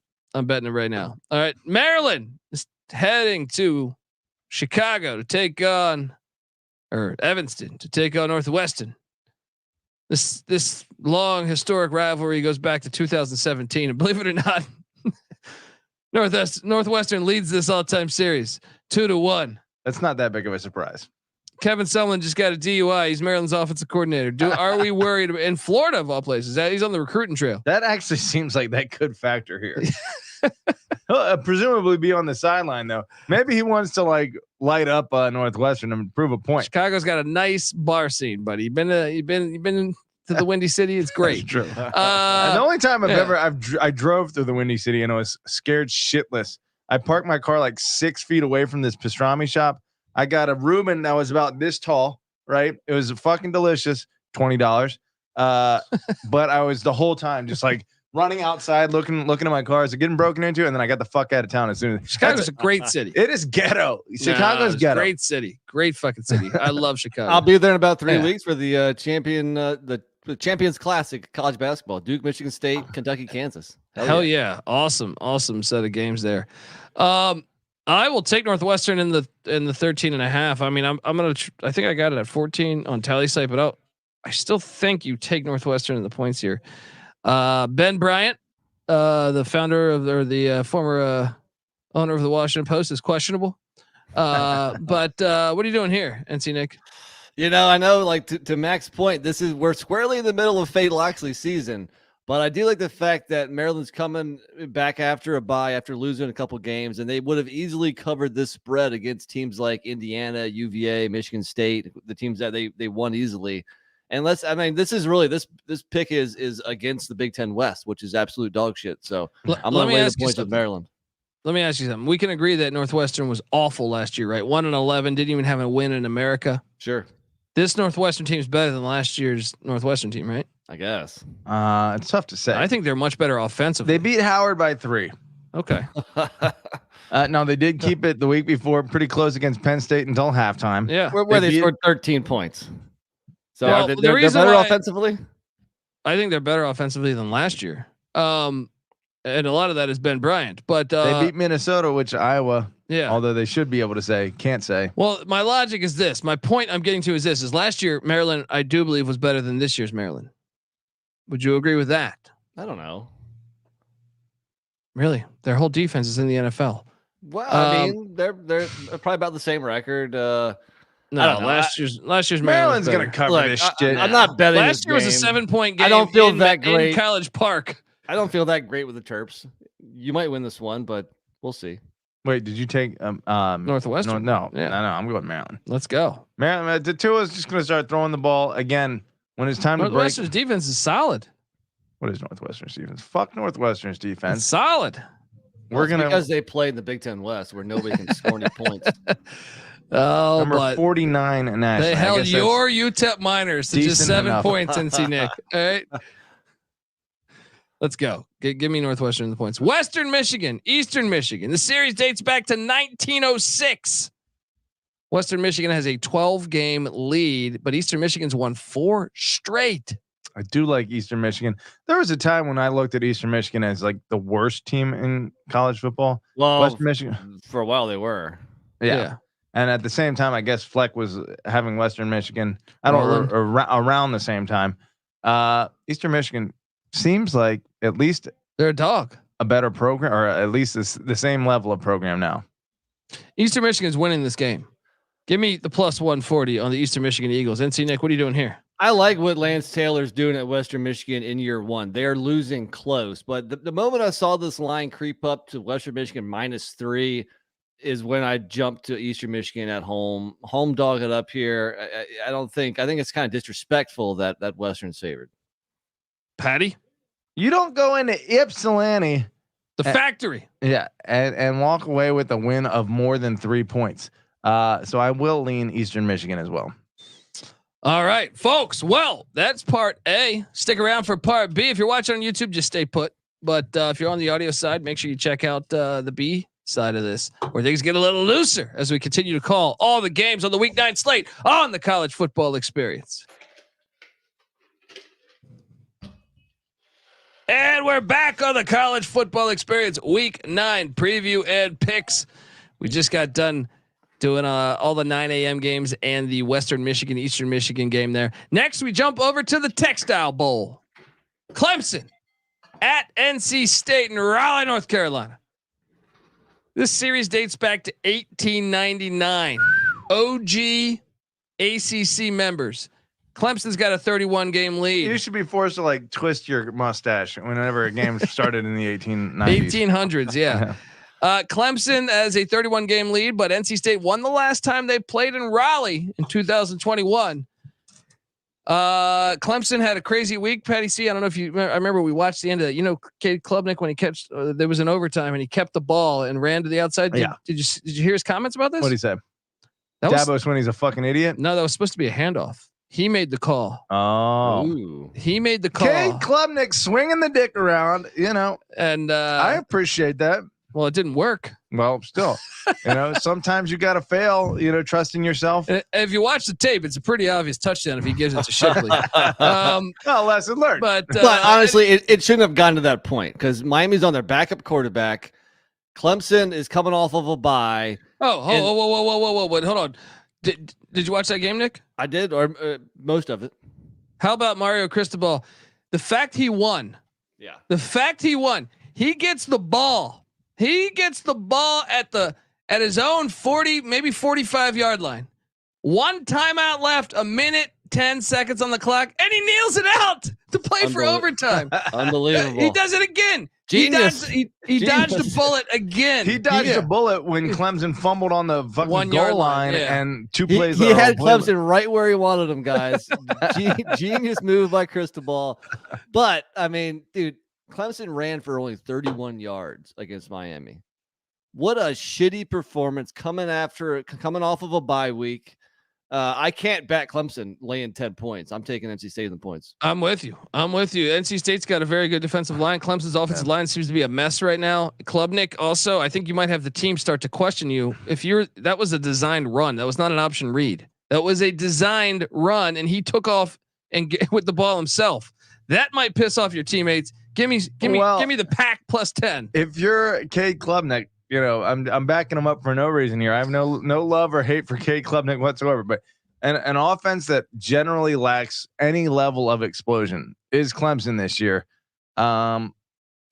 Maybe you got to make something up to try and get the win. Maybe you're not trusting Dabo's play calling there. Well, Garrett Riley, he only was the offensive coordinator in the national championship last year. So what is he doing? Touche. 10 points too many. I'm going to go with you guys. I'll say NC State. Chad G says, any of you guys ever sit there at night and find yourself wondering, does the C in Patty C stand for cakes? Hello. Yeah, I can be Patty Cakes. I'm the baker, man.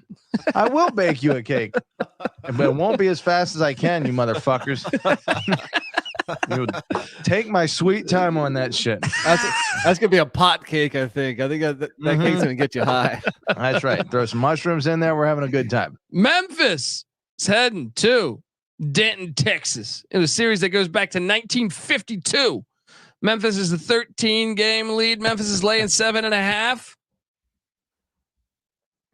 North Texas is getting better. I almost locked up Memphis, but the fact that North Texas battled back against Tulane the way they did, I'm starting to buy into that tide starting to turn. I'll take Memphis -7.5, but I even think Vegas is trying to get people to take Memphis. I think North Texas has improved week by week under Eric Morris agency. NC Nick, what are you doing there? I think if it was 6.5, they'd be trying to get people to take Memphis. I locked up Memphis last week against UAB. I think the line was identical at 7.5. Were you sweating when you're in the first 3 minutes? They were down 14-0. They came through like I thought they would. I'm on Memphis again. I don't feel as great, again laying 7.5, but I'm definitely on Memphis. But I think I'm going to refrain from actually betting it. Yeah, I think that's smart. That Tulane game was impressive by North Texas. Patty C, what are you doing here in Denton? Look, they are mostly impressive. I mean, Navy's better than expected. Only losing by 7 against Missouri. Wait, Navy is better than expected? I guess a little bit. We all thought they were going to suck. I think they're worse than I thought they would be. Navy's sitting there 3-4. They're average. I thought they were going to be very bad. I thought they'd be a little bit better. With Newberry and they returned like a top 20 defense. I thought they would be better. Either way, a 7-point loss to Missouri, beating Boise, a 10-point loss against Tulane, kicking the shit out of UAB. Meanwhile, North Texas, the number 128 defense in the country. Memphis will cover this. You locking it? Fuck it. Patty C. We haven't locked a whole lot. Thank you, Patty. Thank you. Yeah, is this a double lock? You know what? Fuck it. Memphis treated me well last week. Let's go down again, Patty C. We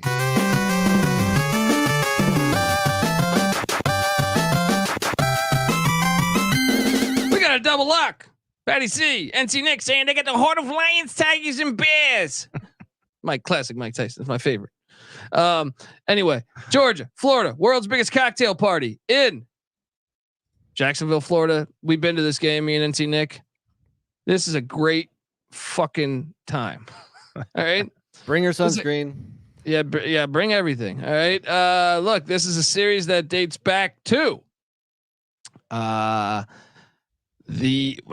1904, but get this, Georgia's got a 10 game lead, and a lot of it's happened over the past 10 years that they've gotten it up to 10. Georgia, Brock Bowers, he's out.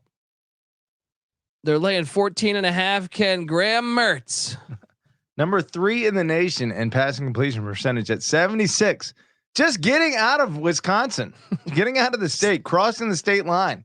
He became the 5-star that he was supposed to be. I'll take the swamp the swamp ass boys. 14.5. I want to see Georgia's offense without Brock Bowers, because you look at the other games, they've been close. When it was close against Auburn, when it was close against South Carolina, they pressed a button. They're like Brock Bowers mode, and all of a sudden they went to him like every play. Guess what? He's out. Give me the Gators. You know who's back? I'm not trying to compare the two because Bowers obviously better, but McHonky is back. He's now McHonky? back. Yeah, exactly. I said it right. That's perfect. It's McHonky, but let's call him McHonky. Let's call him what he is. Okay. Well, look, lad, he's a fine lad, all right, but he's the whitest motherfucker on earth. He's Lad no fucking Phil McConkey, if you know your New York Giant football. I really just wanted to say my nickname for him, but no, I'm on Georgia because, dude, the last 2 years, 42-20, 34-7. Do you really trust Graham Mertz in Florida to do anything against this Georgia defense? Yes. Well, look, I don't think Georgia's as good as the last 2 years. That's why I think Fair 14.5. Yeah. Florida's not either. I mean, they're not any better than they were the last 2 years. I think they're better than last year. What common opponents do we have? They suck last year. We have South Carolina, Florida won by 2, Georgia won by 10. Okay, we have, but still, one was in Columbia, Vanderbilt, one was in Athens. Florida won by 24, Georgia won by 17. Oh, who cares? Well, I'm just saying, hey, you're trying to use these stats to give a comparison, and to the motherfuckers, Josh Pate or Josh P, whoever it is, who's giving me a hard time about citing, game scores as a viable stat. That is probably the most important stat to determine, what to expect from a team and a matchup, in my opinion. What else? You could rattle off all the individual stats you want, but at the end of the day, what is the score at the end of the fucking game in most of their games? Georgia, I'm kind of with Colby here. I think Georgia is underperforming. Maybe Florida is better than a lot of us think. Maybe Graham Mertz has a trick up his sleeve. Maybe it's time for the Georgia. It's Graham merchandise. That's right. Yeah. What is his? What is it? Does he have a logo? He was the first NIL guy. What's his jump shirts. man? They sold off the shelves. And it's him throwing the interception. There's like a defender like stepping right. Yeah. Mississippi State is at Auburn. It's a series that goes back to 1905. Auburn has a 37-game lead. Hail State's won 2 straight. See, Leach comes in there. He starts pushing them sissies around. However, I think Mississippi State is counterfeit as fuck. I can't believe they won last week. I was impressed last week. I'm not gonna lie. There's 7 points that they put up. Locking down Arkansas, but Arkansas's defense has been trash this year. And Colby has the nerve to say, "Oh, Arkansas challenged Bama." Just 2 weeks ago. What's it going to be, Colby? Their defense still sucked against Bama. Yeah, but only 24. Okay, it might be one of the better defensive performances against Bama all year. No, not true. That's true. South Florida held them to 17. Texas held them to what? 14 was it? Okay. Didn't do my research before. I will take Auburn -6.5 at home. I'm actually going to lock this. Give me the Auburn Tigers -6.5 on the Plains. Let's go. NC Nick, stop being a sissy. You can. I'll let you come into this one. No, I'm definitely on Auburn. I mean, even though they've lost 4 in a row, I mean, those 4 games: A&M, Georgia, LSU, Ole Miss. I mean, tough stretch. Yeah, and bad. The 2 home games, it was only a 7-point loss to Georgia and only a 7-point loss to Ole Miss. Second half of a back-to-back from Mississippi State. All things are lining up here for an Auburn win. You know what? I'll ride with you, Dundee. I'll lock it up also. There we go. Double lock.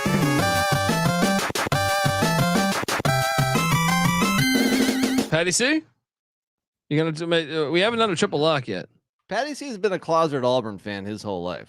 Not a closet. I'm out of the closet with Auburn. He was the bagman for Cam Newton in that Hilton Garden Inn, and in Auburn, Alabama. There. Look, yeah, I'm with you guys.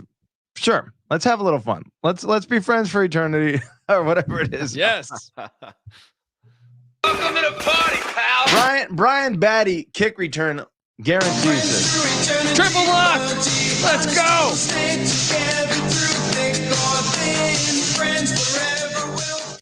All right. Purdue heads to Lincoln, Nebraska. Series that dates back to 1958. Purdue actually leads this all-time series, surprisingly, by 1. But Nebraska's laying 2.5 points. I'm drinking that Matt Rule-Aid. Matt Rule-Aid. I like that. I haven't heard that. I'm laying the 2.5. Get at home. Do I trust it? No. Am I locking this? Not at all. But give me give me Wisconsin. Give me Northwestern. Give me see. Give me Iowa. No. Give me. Go through the whole Big Ten West. Give me Nebraska -2.5. All right. That's a true Colorado fan. Yeah. He can't spit out Nebraska as his pick. Rather be dead than caught in red. The great words of Bill McCartney. NC Nick, what are you doing here? Well, so this is funny. So this opened up at Nebraska -4. When it was more than a field goal, I was on Purdue. Now that it's 2.5, I'm gonna Benedict this and I'm gonna pick both sides because I'm gonna at this one. If I'm picking that 2.5, I'm taking Nebraska at home. There we go. Patty C. Lincoln Memorial Stadium. Nebraska's offense sucks ass. I mean 2.5 is not exactly asking a ton. It could be 3-0 and they would cover. You did lock the under on Purdue. I should let you know. You and Nick. I didn't touch it. That's preseason. Purdue's a better team. What's Purdue's record right now? 2-5. 2-5. It's a huge game for you. They haven't been under. Good. What didn't you say? What was Wisconsin against Purdue? The game that Wisconsin pulled away, or was that another one? No, Wisconsin beat Purdue's ass. Blew the shit out. Yeah, Wisconsin pulled away late against someone else. What's their number at 5.5? Yeah. So if they lose this, they're definitely losing next week at Michigan, and that would lock up the under. You know what? Yeah. If they win this, though, then they're alive. Yeah. I'll lean Wisconsin because it seems like they're turning the corner. 4 of the last 5. Wisconsin, you mean Nebraska? Nebraska, rather. I'll ring. We are butchering this. Yes. They're all the same. The whole Big Ten West is the same. The fuck out of here with this. So we're all on the Cornhuskers at home. Iowa State's laying 2.5 in Waco, Texas. Some call it Waco, Texas. I'm buying into Matt Campbell, this young bunch that he didn't even think he was going to be starting this year. He thought it'd be next year or something like that, but it's easy to see a tide turn. And remember last year they got robbed in this game. This is where that ridiculous targeting. But look, this is a good spot, I think, for Iowa State. They had a bye. This series goes back to 1988. Baylor's got a 5-game lead, including the last 2. But like I said, last year's nonsense. This is a get right spot. Iowa State minus 2.5. Patty C, what are you doing here? I'm definitely with you. I would have liked to have seen the Baylor Cincinnati game last week, definitely as a Cincinnati fan, but it was blacked out. That is the state of affairs in Cincinnati, Ohio. That said, they have not looked good. They got a gift last week with that fumble return handed to them at the goal line. And Iowa State, I mean, they both played Cincinnati in the past couple weeks. Iowa State dominated them. They're the better team. They're going to win on the road. NC Nick, what are you doing in Waco? I agree. I think the Cyclones are the better team. They're young, especially with all those gambling suspensions or dismissals or whatever you want to call it. They won 2 games going into the bye. They're going to use that bye to improve even more under a good head coach. And I think they come out firing and they take down Baylor at home. Iowa State sitting there at what, 4-3? You said they're still a threat for the Big 12 championship. Yeah. Remaining their losses, 2 of them were in the non-con. One of them on a field goal that they made. Iowa State's a threat? No, they're not. They're not that good. They played Oklahoma. What do you mean? Like they played Oklahoma 50-20 was the final yeah, score. well, it was like 20-20 at halftime. Oklahoma ran that shit up. But look, if they get this, okay, they still only have 1 loss. They have the tiebreaker on Oklahoma State. Their schedule in November is not that bad because they get Kansas and Ames, Texas and Ames. Now I know those are tough teams, but they're in Ames. And then the road trip to Provo, they're going to lose. And then at Kansas State's Farmageddon, who knows? I don't see them competing. Like I think making a bowl game is a nice season considering how bad we thought. They're definitely making a bowl. I know, but is beat Texas at home because of those 3 losses. Only 1 is in conference so far. Yeah, and it's to Oklahoma, so it's not like they have a tiebreaker loss to some other team that could compete. They're probably going to rematch Oklahoma in the Big 12 Championship. If Matt Campbell does this, he's a fucking beast. Yeah, he needs to take the Bears job. We all on the Cyclones though, right? Yeah. All right, Michigan State. Unfortunately, they're not playing at home because I would like to see what dictator is on their scoreboard this week.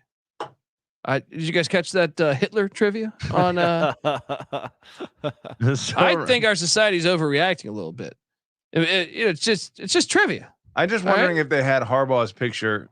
It's not like they were saying 3 they seconds support, before that. It's not like they're saying we're on Team Hitler. They're just saying, hey, who was the leader of the German army, right? Or whatever the fuck the question was. Right? Maybe overblown, but bad timing with everything going on in the world right now.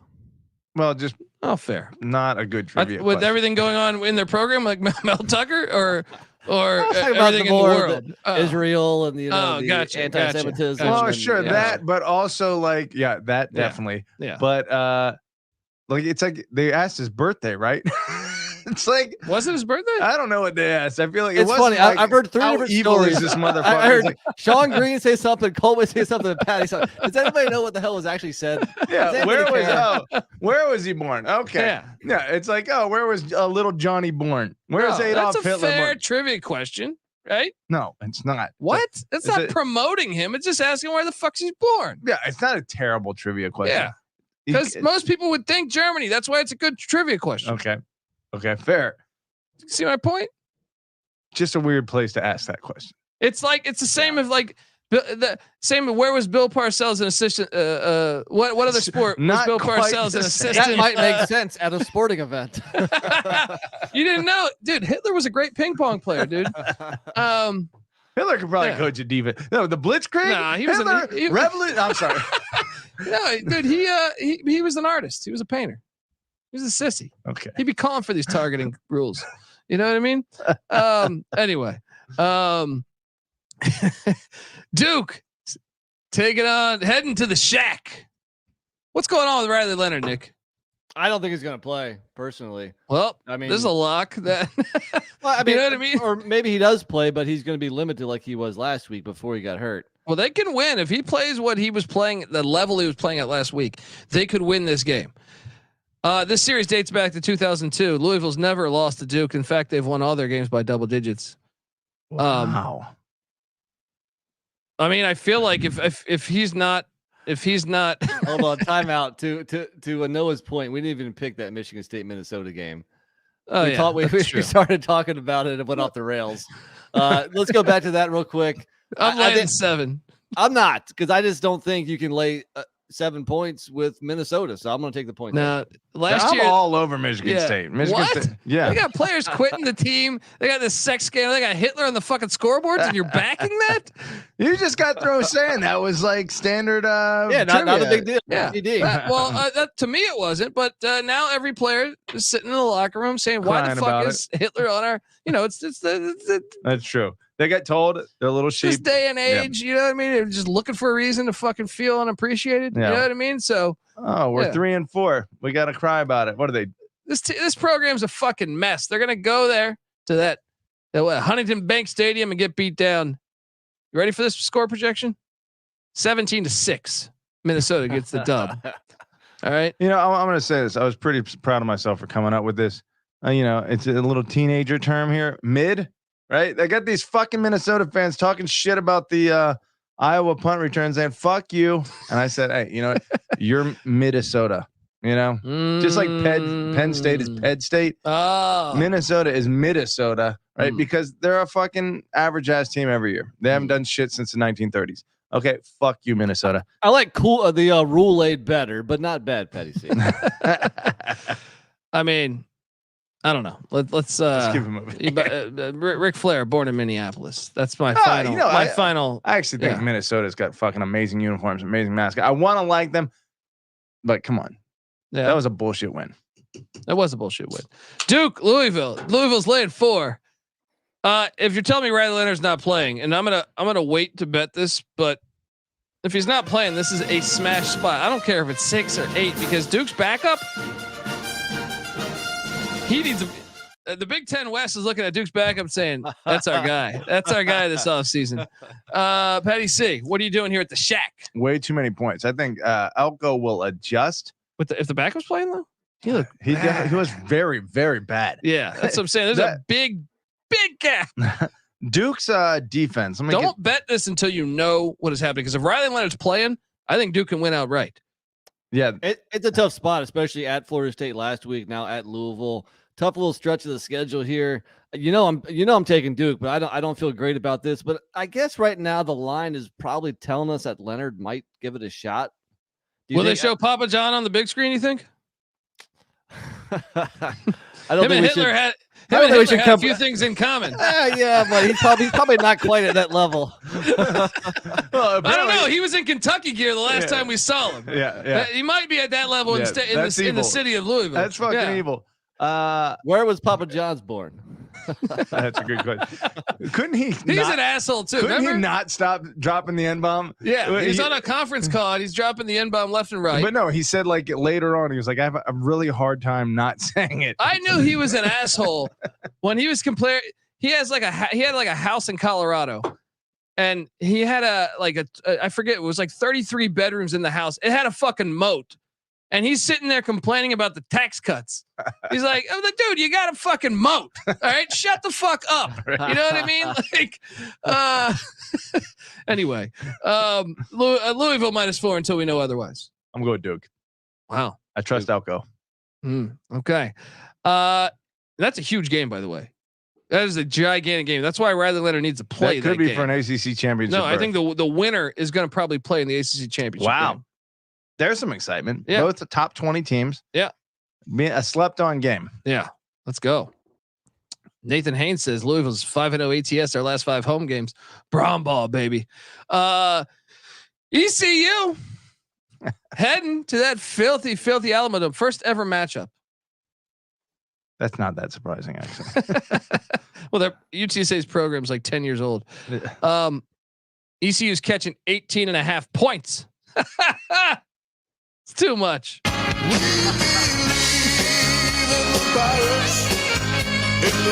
Wow. I don't even know if you believe that, but I think you just wanted to play the music. No. This is like a 24-7 type of game. UTSA and Captain Harris will win. ECU's defense not horrible. It's their offense that's horrible. I feel like we're almost back. Colby, close your ears. We're almost back to the Scotty Montgomery days of auto fading ECU. I'm laying the points with UTSA. Disgusting comment. Can we be honest about ECU though? Close loss against Charlotte. That's a bad loss, buddy. What was going to be a close loss against Marshall? A relatively close. It might be the closest game Michigan played against anyone all year so far, keeping them within 27. A close loss, a 7-point loss at Rice. They're not that far from a much better season. That's what I'm saying. And Tim Green says ECU money line. Let's go. I'm not going to say that. And I will say this, although UTSA's offense struggled for the first few weeks of the season, first 4 performances, their high point output was 29. Last 3 weeks, 36 at least every single time. Maybe they're getting it in gear in San Antonio. Captain Harris is back. Captain Harris is back. And they're not fucking around anymore. That makes me lean UTSA. Would you guys be offended if they had Koresh on the big screen there? No. Who was part of the Waco? Koresh did probably. He was probably responsible for some lives. 6 million, probably. Would that be crossing the line to have him on trivia down at San Antonio? Would it? That would be a weird thing to do. I think you could call that one weird again. Look at this. The We Believe song. Look at this in the chat. YouTube.com/the college experience. Noah showing. I just saw Fred. Zoom in on that. Give us a couple control pluses there, Noah.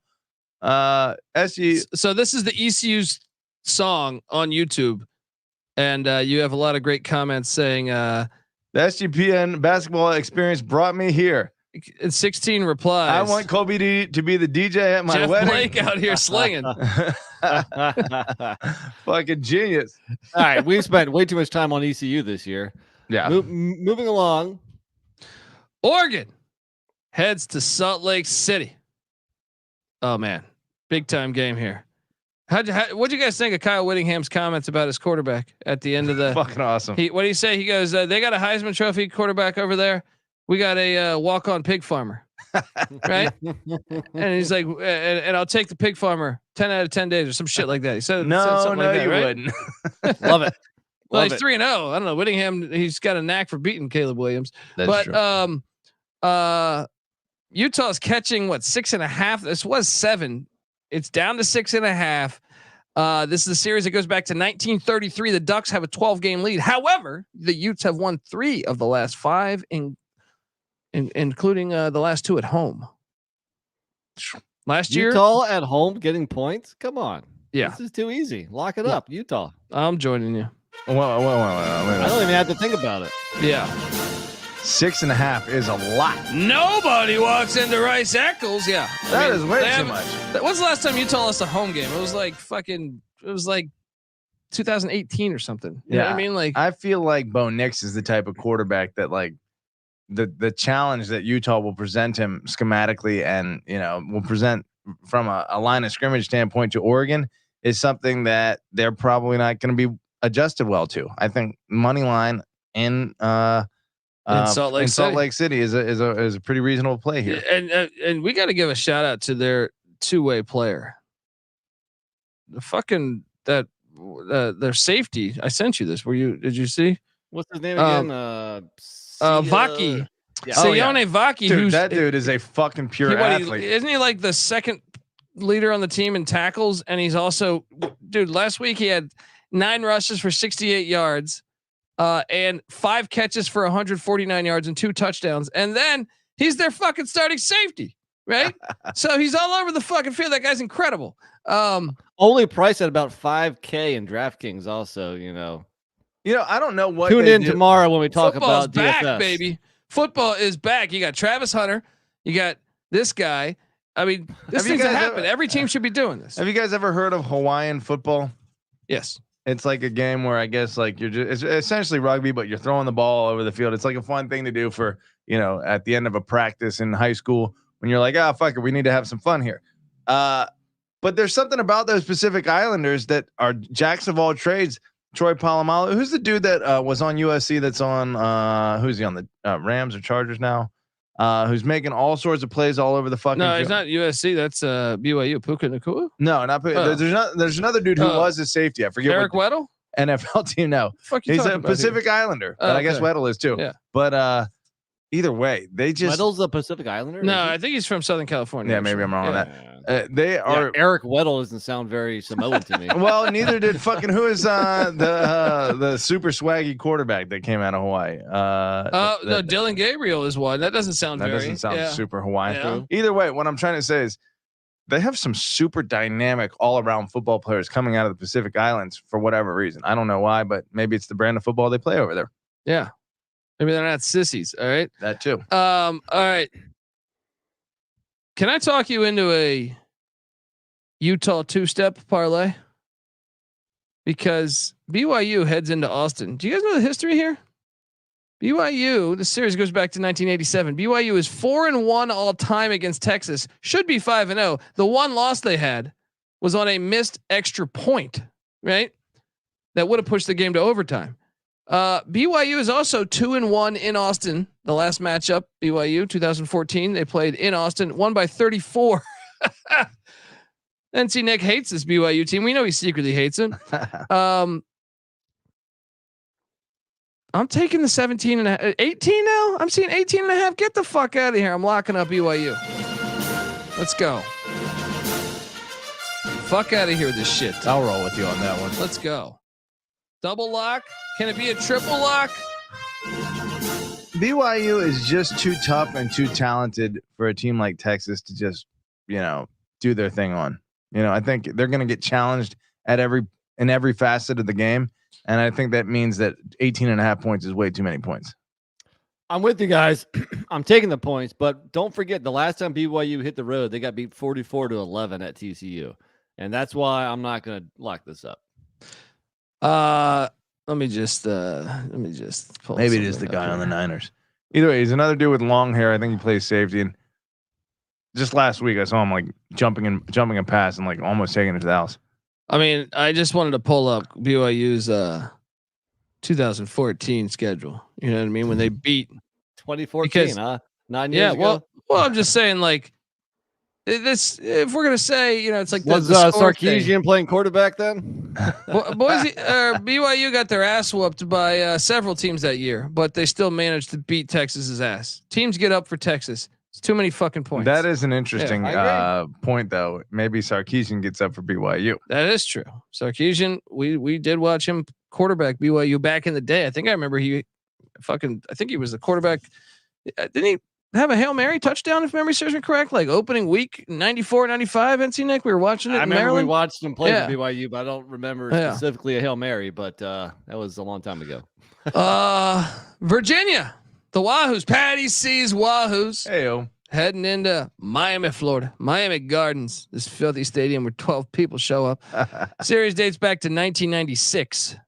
Miami's got only a 4-game lead, and it was a 3-game lead before last year's like 5 overtime, 12-10 or whatever the fuck. These games have been fucking awesome, dude. UVA has their number in a way. There's no like clash of school culture. Maybe the schools themselves are more similar than we think, but in the football programs are complete opposites. It's the most like, Thomas Jeffersonian football program versus the loudest cocaine snorting football program. It's just a weird matchup that actually produces some fun results. I'll take the points in the Wahoos. Nick? Yeah, for sure. I mean, the last 5 games, it's just 2-3 in Miami's favor, but every game has been within 8 points. And this year, UVA is 3-0 ATS in ACC play. I think this is way too many points here. Dude, this Patty is locked. C, do I dare say lock it up again? Let's do it, Patty C. Money line it again. Let's money line it again. Double lock? No, yes, the lock. Let's play the points. Play the points. The money line's in play. But you're locking the points. I think maybe Virginia blew their emotional load last week, but like Miami, Virginia fumbled at the fucking goal line, Mike Hollis, and they threw an interception at the goal. They probably should have whooped North Carolina's ass. And here's the other thing. Tony Muskett looks got wheels. Real good. He's got wheels. He's got a gun. He's big and he's fast. Wait, are you locking it?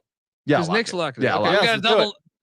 double lock situation. I'm tempted to say money line is very much a play, especially because not a damn fan is showing up for this fucking game. Yeah, I'm not locking this one, but I will take the Wahoos.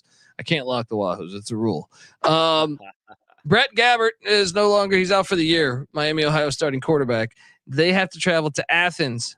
This is the Battle of the Bones. No, not the Battle of the Bones. What do they call it? Battle of the Bricks. Battle of the Bricks. This is a big time MAC rivalry here. This goes back to 1908. Miami, Ohio has a 12-game lead, but get this: Ohio's won 7 of the last 9. I mean, Gabbert's it's easy to see a tide turn. Out for the year. I will lay the 7 with the Bobcats despite their scoring woes. Nick? No, I'm going to take Miami because I still think, I mean, even though Avion Smith, the backup, was not very good last year, at least he has some history being the starter, and Ohio shouldn't be favored by that much. I'm going to take the points with Miami. This is a very good game. What is it? Both teams are the 2 leading teams, 3-1 within the MAC East. Both 6-2 overall, 3-1 in conference. Could this be for the MAC championship game berth? Buffalo also sitting at 3-1, so a 3-way tie. I do think this is for the MAC championship berth. Ohio -7, too much, but I do take Ohio to win straight up. Miami is a top 30 defense in the nation, and Ohio's offense, yes, struggling, sitting at 104th in yardage per game. Ohio's defense is very good too. Ohio's defense is what, top 5 nationally against an unproven quarterback. This game is going to be 8-6. 8-6. That's 8-0. Yeah. All right, look, before I get to the next one, I want to tell you that the College Football Experience Week 9 Preview and Picks episode is brought to you by Underdog Fantasy. Look, Underdog has just introduced Scorchers. Go 5 for 5 and pick up Scorchers and enjoy a spicy 100 times payout. And for a limited time, Underdog's extended their first deposit bonus up to $500. They got $1,000 NFL Sundays that they're doing here. All right, on Underdog Fantasy, 10 lucky players will get $10,000 each Sunday. What are we doing here, folks?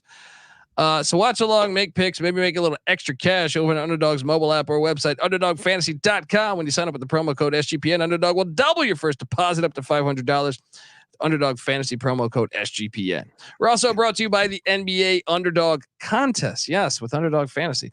NBA is back, and to celebrate, we're giving away an NBA Gambling Podcast hoodie. Head over to sportsgamblingpodcast.com/NBA Dog to submit a screenshot of you playing NBA Underdog using our promo code SGPN, and one random winner will get a NBA Gambling Podcast hoodie. Just go to sportsgamblingpodcast.com/NBA Dog.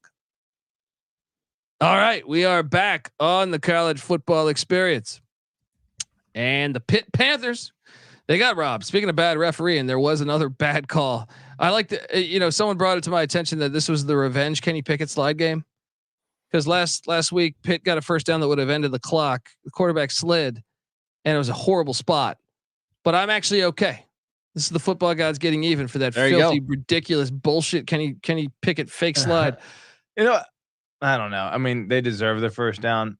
He kind of did slide before he got to the sticks or start the slide, but still, the spirit of the game still matters. The motherfucker was like, I didn't think he started his slide before. Well, there's a little clip. There's a screenshot of his knees like bent just slightly and his like posture slightly back, like a quarter of a yard before he got to the first down. It's stupid. It's stupid. Still, Narduzzi, your defense gave up a 50-yard drive to a quarterback that was awful all day. All right. Pitt's catching 20.5 against the Irish. This series goes back forever. Forever. This is one of Notre Dame's. This is since like what? Since 1909 they've been playing. Irish have won 3 straight. Give me the points though. I feel like Narduzzi can cover these. Notre Dame's offense isn't. They're no juggernaut. They scored 48 against USC, but that's USC. Even Pitt's defense isn't great. USC. Give me the Pitt Panthers. If you're looking for a crazy 20, me and CJ Sullivan got our show tomorrow. I wouldn't be surprised if this was a close game. NC Nick, what are you doing here? I'm gonna take the points. I think it's a tad too many. I don't know if it's really a money line play. I mean, Pitt is pretty shitty this year, but I do think they can hang around enough to cover this. Well, it's almost like the Texas BYU situation. Like players get up for playing in the Golden Dome. Yeah. So you're just like, Pitt always has skilled players. We know this, so I feel like we've seen Pitt get up. this year. Notre Dame's coming off a bye. Who do they have next week? Is it a possible look ahead spot? They got Clemson. At Clemson. Yeah. Oh, this this is a great spot. Should we lock this? No, should we lock this? I'm not gonna lock it because this could be a blowout. Also, Pitt is that bad this year. What do you mean? Phil Jurgovic's a great tight end. Notre Dame, very balanced. Like I want to say, number 48 passing, number 56 rushing, number 52 overall. Thereabouts, one of those somewhere in that range. Meanwhile, Pitt's defense, number 49 nationally. I don't think Notre Dame is going to explode on them like offensively. And so, even though Pitt's offense doesn't do shit, I think they'll keep it close enough. Pitt is 0-3 ATS on the road this year. This is gonna hit, but here's the thing, though: is you have Phil Jurkovic is now playing tight end, which I wouldn't think he would be man enough to play tight end after he said that Notre Dame should change their name from the Fighting Irish. Did he catch any balls against Wake? Jurkovic, you're not fucking Irish, dude. You're Polish. Like again. He's found that offensive. They should change their name. Fighting Irish. We got white people telling Native Americans what they need to be offended by. We got Polish people telling Irish people what they need to be offended by. Shut the fuck up and play football, you stupid fucking loser. Oh, it's fantastic. Jurkovic did not catch any passes against Wake. Gavin Bartholomew, the starting tight end, did have 3 for 19. So now that's a real player. Anyone named Bartholomew, I think I vote. They're good by me. Southern Miss heads to Boone, North Carolina, Appalachian State. Both these schools call their home stadium The Rock. Welcome to The Rock. This is a series that goes back to 1937. Guess what? Southern Miss has never lost to App State. Kind of makes more sense in the mountains, though, doesn't it? Does. But I don't know. The Rock, yeah, Rocky. App State is laying 17. I'm gonna lay it because Southern Miss is on auto fade, but I'm not touching this game. The way App State plays, I am not fucking this game.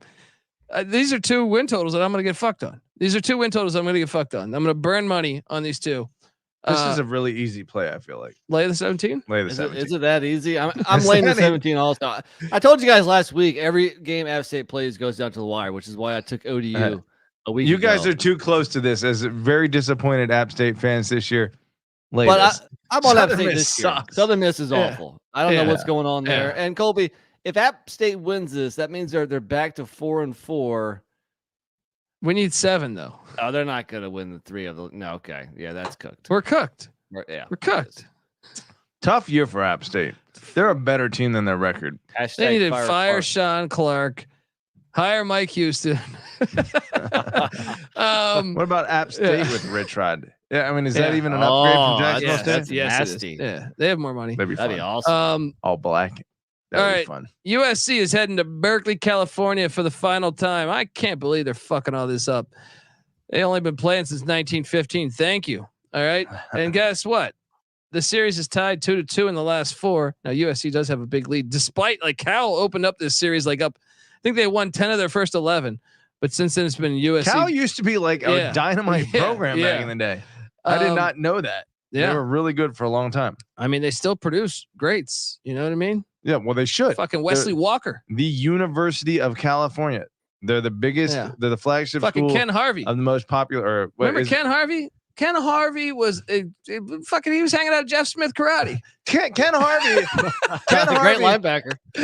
Ken Harvey, he could whoop some ass. Hell yeah, he could a fucking black belt. He was the dude that broke up a fight that I was having in 7th grade in Herndon, Virginia, outside of Herndon Middle School in that McDonald's parking lot. And you know who was with him? No one stepped to Ken Harvey's wise choice. Yeah, no one wise stepped choice. But you know who I'm almost positive was with him was who's the fucking actor who was in a bunch of different shit. Oh, he was a linebacker for the Redskins. The bodybuilder Terry Crews. Oh yeah. Ken Harvey and Terry Crews broke up one of my fights, and they actually started signing autographs at the fight and handing them out. It's fucking incredible. That's hilarious. That's hilarious, man. That is a great story. So anyway, USC had Cal. Ron Rivera, also Cal Golden Bear. All right, head coach of the Washington Redskins. There you go. So USC is laying what 11 now. I'm taking Cal, man. Lincoln Riley's not even showing up to practice. He hasn't showed up to practice 2 days, calling out sick. Can't even let his players do a press conference. Turn down the radio show you're supposed to do. Something's not right in LA. Give me the Golden Bears plus the points. Nick, what are you doing here? Well, we should have saw the 2 losses coming because even before dropping the games at Utah and Notre Dame, there was the overtime win against Arizona, the almost comeback by Colorado. They even played Arizona State close, so something is not right, and they are a bunch of front runners at USC. I mean, I guess Caleb Wade is going to play. He's not going to listen to Emmanuel Acho, thankfully. But yeah, something's not right there. So Cal coming off the bye, I'm taking the Bears. Especially when you add in the fact that like they put Cal in this predicament where they got to play in the fucking ACC now. They're playing like next year's conference games. They're in Durham and fucking Chestnut Hill. It's like, come on, there's got to be a little bit. Your players are probably like, what the fuck, man? I didn't come here to sit on an airplane fucking half my life. So give me the Golden Bears. Let's go. No, I'm gonna go USC here. This guy still thinks that USC is a national championship contender. TMZ, Patty C. Cal losing by 20 against Utah, losing by fucking, I guess 12 against Oregon State's pretty impressive. At Utah. Yeah. Okay. Losing by 27 against Washington State or Washington rather. These are comparable teams, I guess, to USC. Maybe these teams are slightly better, but 10 and a half. Get the fuck out of here. USC will 6-point game last year against USC in LA. Okay, but Cal's maybe not the team they were last year. I think they're better than last year. What was Cal's record last year? Like fucking 5-win team or 4-win team or something. 3-4 this year. Last year they were 4-8. Okay, so they're maybe you're right. Maybe they are a little better. Either way, I think USC covers that just because they have the offense to explode on them, and Cal's not going to keep up. But maybe will Cal limit USC's offense? I think Cal's offense is better than last year, so Cal will be able to score more. Okay, so it's going to be another surprising shootout there. Yeah. All right. This game I'm fascinated by. The Tulane Green Wave head into Rice Stadium. Series goes back to 1916. Rice has a 5-game lead on Tulane all time, but Tulane's laying 10.5 points. Too many points. I actually think Rice is a live dog in this matchup. I might lock this thing. This might be. I've seen lock. This as like a definite like red flag. This is a dangerous spot for Tulane. Who wants to go? I'm considering betting this one. I am too. Tulane hasn't been the team that they were at the beginning of the year for several weeks now. I disagree, guys. It's true that Tulane is winning, but they haven't been dominant of late. Last week they were up 21-0 on North Texas, but they let them come back and tie it 28-28 before they took, a late touchdown to pull away. I think, Willie Fritz utilizes these close wins. I think they come out here and I think finally they have, a dominant performance and they win this game by, 17, 20 points or so. I'm going to lay the points actually. I'm going to disagree. I'm taking the points. Yeah, I'm going to go Rice. I might even lock this by the time Saturday morning's pregame show. Guys, are we a little too high on Rice just because one really good performance against Tulsa? No, they beat Houston. They beat Houston this year. They lost at home to UConn the week before. True, but they also fought hard barely with Texas. Squeaked by ECU at home the week before that. Okay, but they also what it was like a fucking 10-3 game against Texas at halftime. I feel like, and Rice has been chippy for 2 years in a row. They have been, but they're not at the level of Tulane. Who's the quarterback they got? JT Daniels. Daniels has a little bit of a laser. His lawn chair laser. Does Patty C know about Dean Connors? Patty C would love legend. Patty C would love Dean Connors. I don't know much about Dean Connors. Tell me about Dean Connors. Why don't you Google image Dean Connors, the white running back for Rice, because he's a baller. He's good. Stud. He is a stud. I got a feeling you'd be a fan. Let me see what we got. Number 0. That's a plus. He's last a stud. Week he went 9 for 120 and 3 touchdowns. That's not too shabby. Can we talk about how he also has 26 receptions? This guy's a fucking dual threat fucking running back, man. All right, big Dean Connors. That's what I'm saying. I'm on Rice, baby. Team Connors. Give me the Rice House. That might be a lock. It's close to Dan Connors. You guys never remember Dan Connors? I do. Roseanne. Big fat ass John Goodman there. Lions fan. Yeah. Louisiana is at South Alabama. Sunbelt Fun. The series goes back to 2012. Louisiana has a 5-game lead. South Alabama's laying 10.5.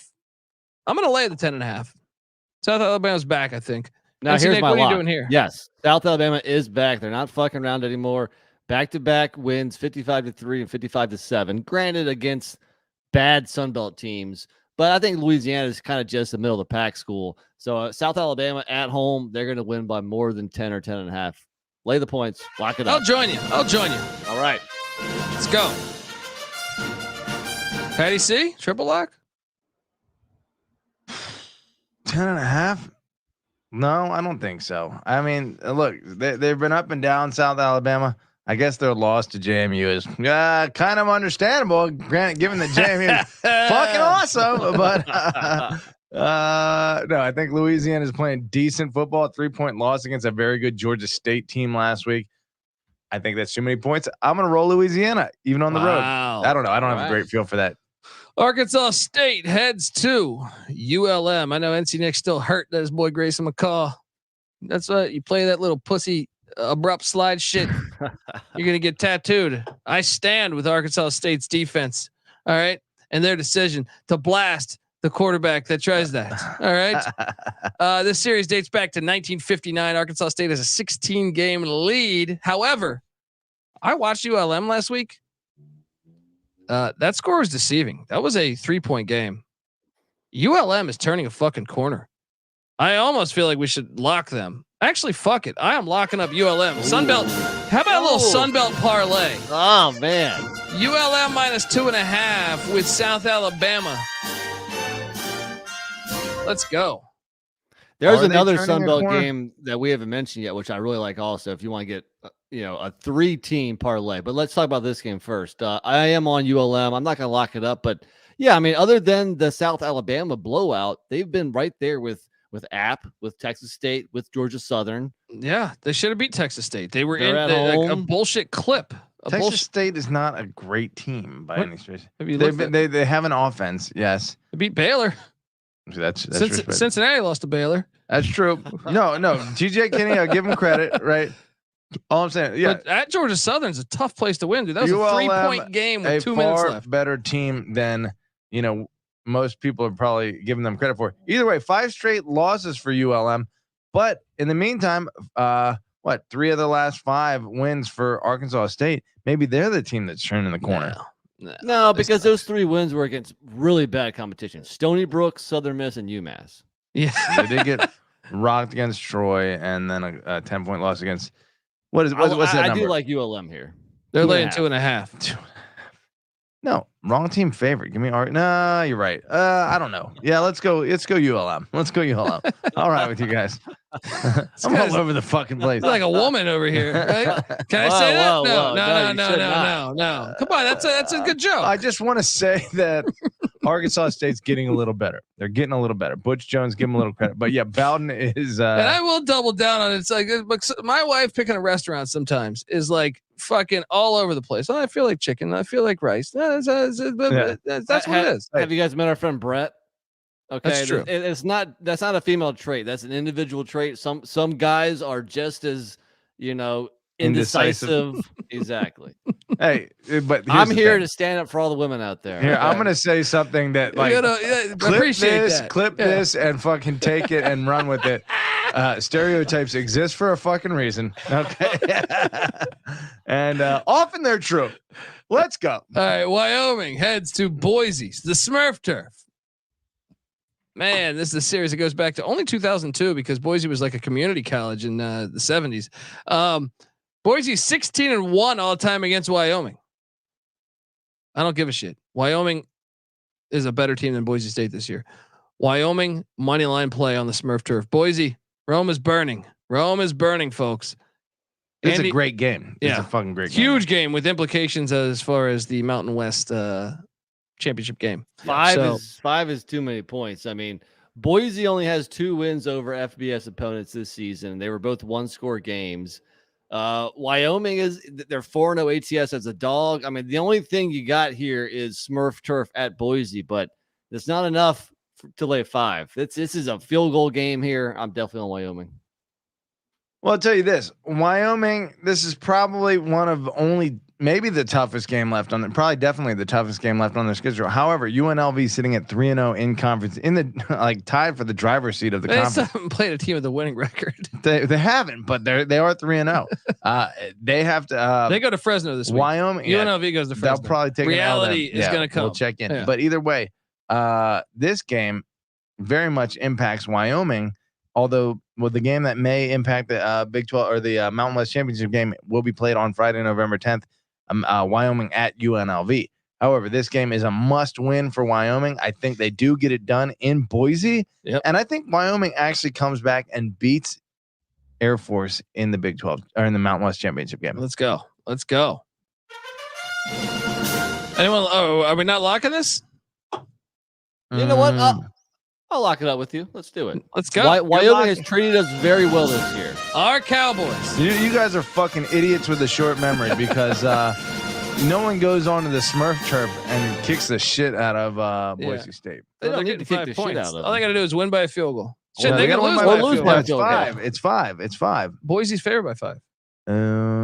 Boise's favored. Yeah. I'm looking at this wrong. No CTE here. No CTE here. You're wrong. I figured Wyoming would have been favored. Yes.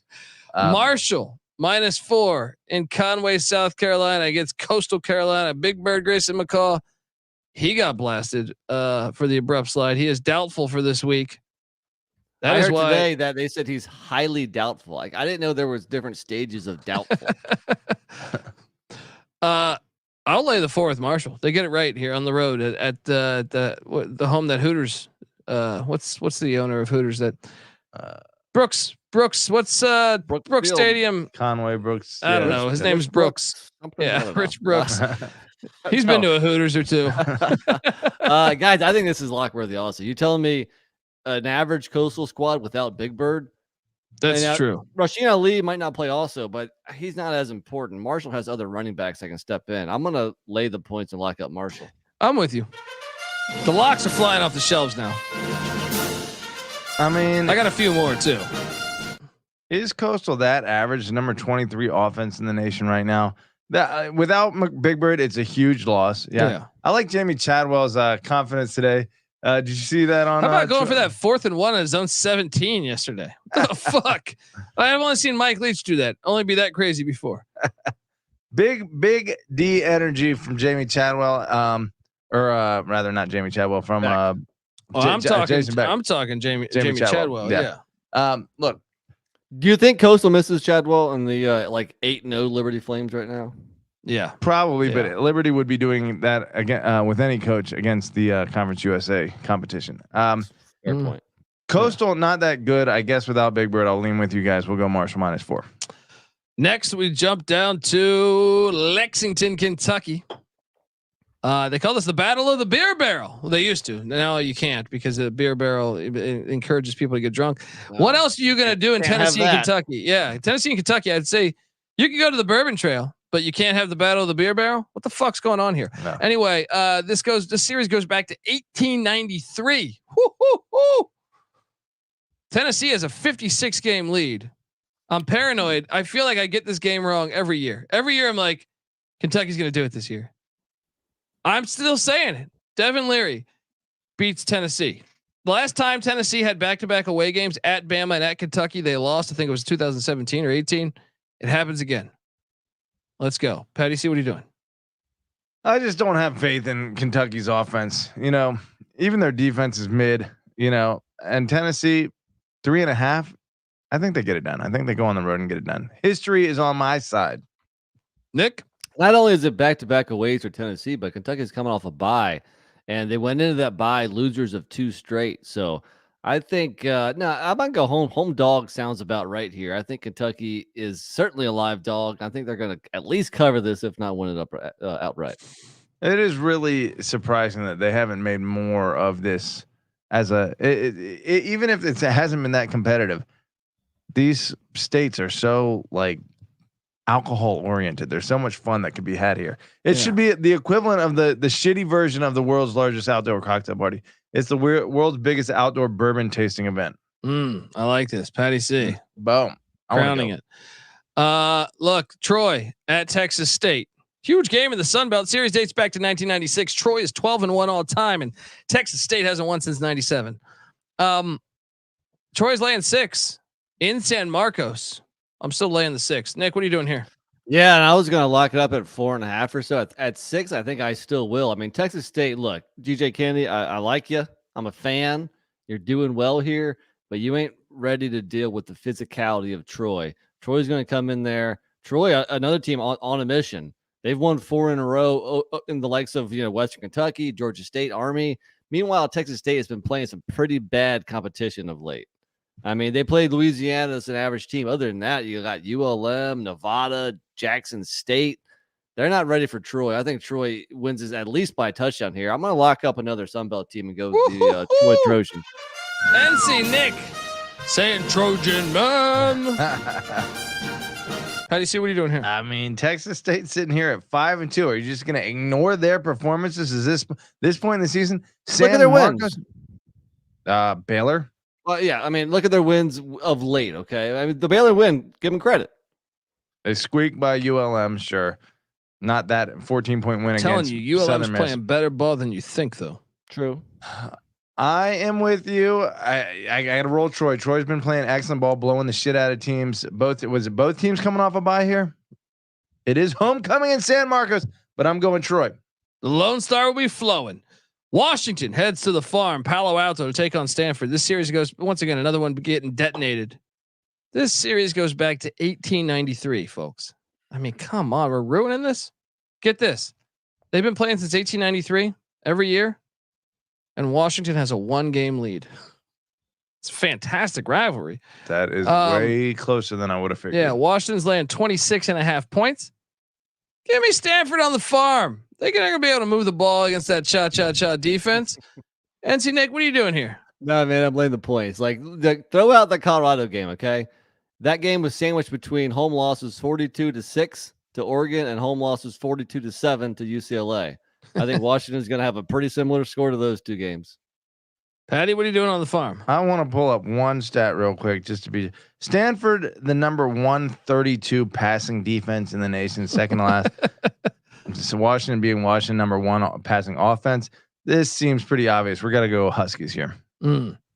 Air Force at Colorado State. This is a rivalry game too in the Mountain West here for the Battle of the Ram Falcon Trophy. Series goes back quite a ways, 1950s. Air Force has a 17-game lead, but get this, they've won 6 straight. That's what happens when you hire a Dazio. Air Force is laying 13.5 points. I'm locking up.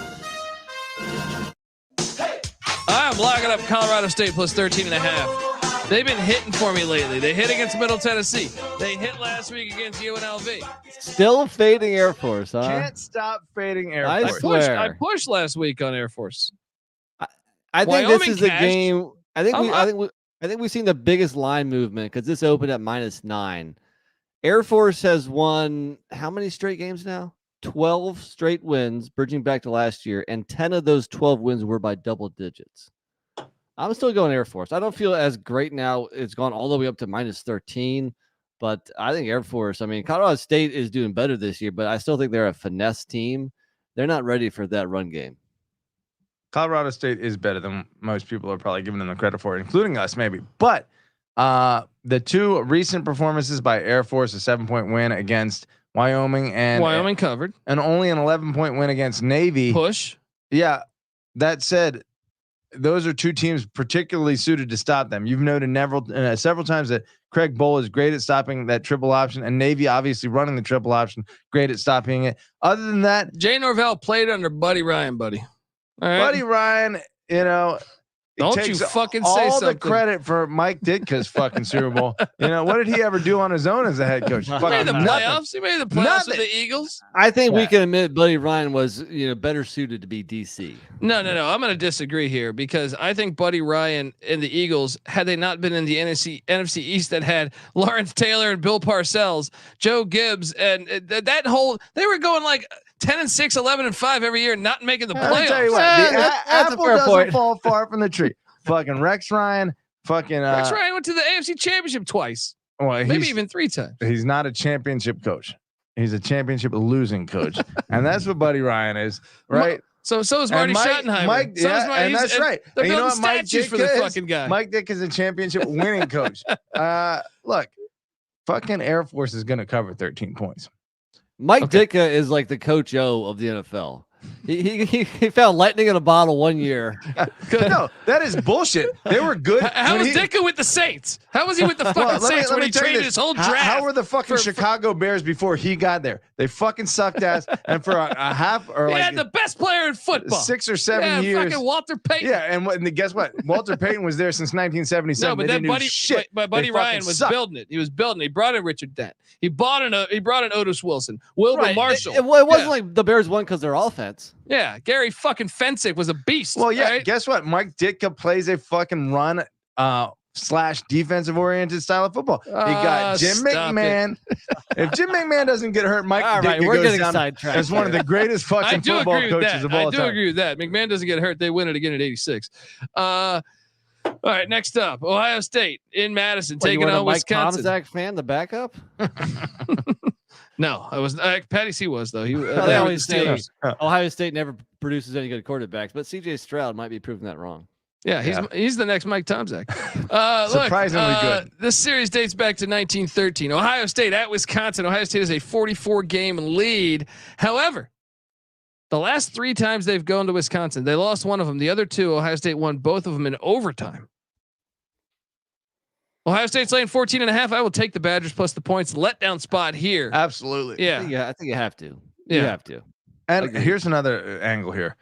While Ryan Day is secure in his job at the moment, once again, if they lose to Michigan again, we could have a John Cooper situation. And who's next in line, especially if he pulls an upset here, you got to figure Luke Fickell's on a short list here.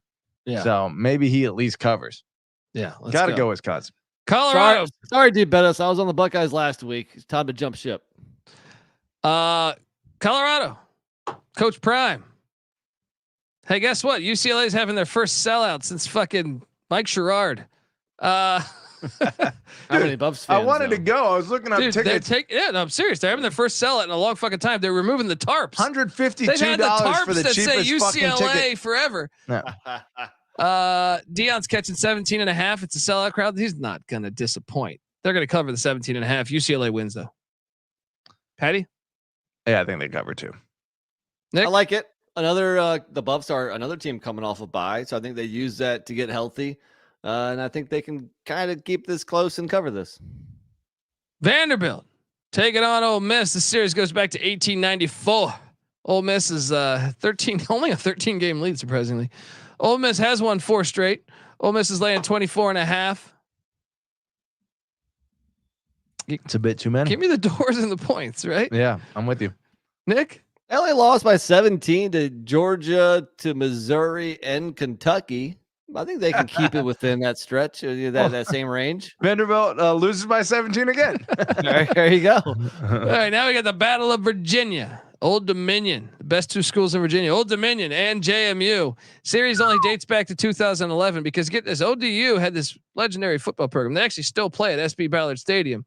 The stadium that they had when ODU had football in the 1940s. Didn't they play in like the Cotton Bowl or the Sugar Bowl? And then ODU got rid of the football program, brought it back, but JMU then started their program in that time period. Yeah. They've only played 3 times. It's fascinating. JMU loses this series right now. ODU's got a 2-1 lead, but JMU did win by 34 last year.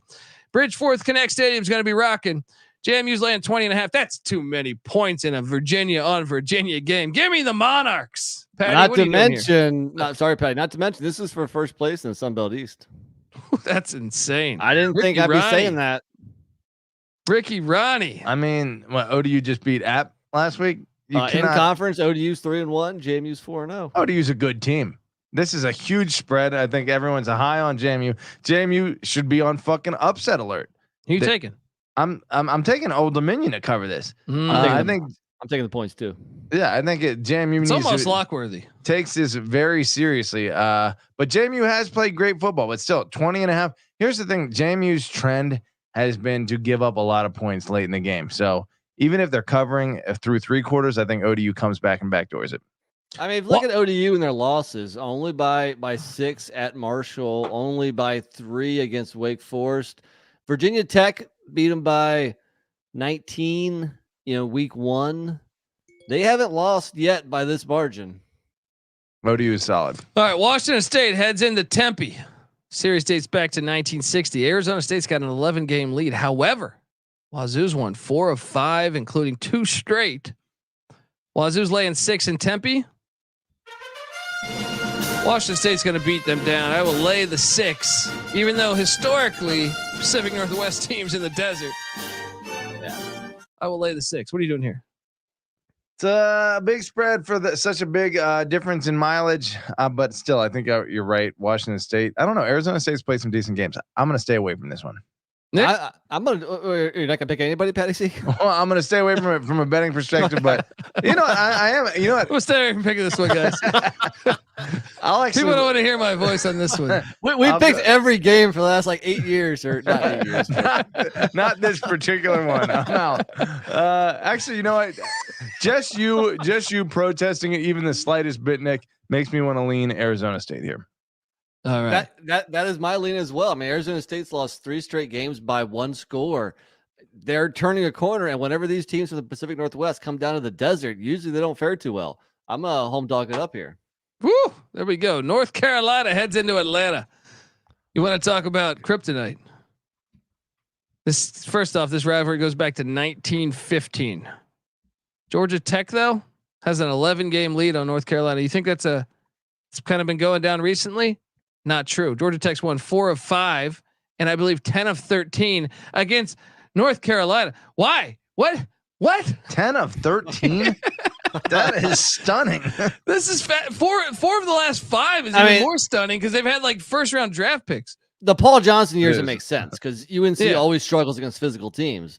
But the last couple of years, I can't make sense out of that. Homecoming in Atlanta. So Carolina's laying 11.5. Get the fuck out of here. I have to take Georgia Tech. They've beaten the shit out of Carolina recently. You don't have to go back that far. Last season, Georgia Tech won, and then I think the year before that they won. The last time they played in Atlanta, they dropped like 50 on them. So this is very confusing why that would be the case. North Carolina, clearly a more talented team from a skill position standpoint. Quarterback on the edges. I feel like North Carolina is going to cover this. I'm going to take North Carolina. Yeah. Nick, you took Georgia Tech or Carolina? I guess I'm on a ride Georgia Tech. I'm going to go history. I don't feel great about it. I mean, I think this is an obvious bounce back spot for the Tar Heels, but they have to prove it to me here. So yeah, give me the Ramblin' Wreck. The Cincinnati Bearcats are going into Stillwater, Oklahoma. This series dates back to the 1950s. 1958 was the first time they ever played each other. OK State has a 2-1 all-time lead. Can the Bearcats tie it up? No. I will lay the 7.5 with Oklahoma State. Plus, they're playing better ball. I feel pretty good about locking this. NC Nick, what are you doing here? Oklahoma State's a buzzsaw. 3 straight wins. Ollie Gordon is putting up like Barry Sanders-esque type stats lately. It took Gundy a while, but this team is certainly responding the way we all thought they were when we all picked their over and said they were had a chance of winning the Big 12. Meanwhile, Cincinnati 0-4 ATS in Big 12 games, struggling in the tougher conference as I thought they might. Give me the Pokes. Sorry, I'm watching Sam Houston State just blow this lead to UTEP, and they just threw a pick 6. UTEP's about to win this game. Sam Houston State, unfucking believable. How do they do this? Well, speaking of which, how does Cincinnati do it every time? They fucking give the game away every week. I fully expect Cincinnati to take the ball, place it in the end zone, and run to the sideline and let Oklahoma State score a touchdown to cover. Give me the Pokes. All right, Oregon State. This game is one of the better games of the day. Oregon State's heading to Tucson, where the red hot Arizona Wildcats are host. Like this game scares the shit out of me. If someone has a future on Oregon State to win the Pac-12, I thought this was an easier game beginning of the year.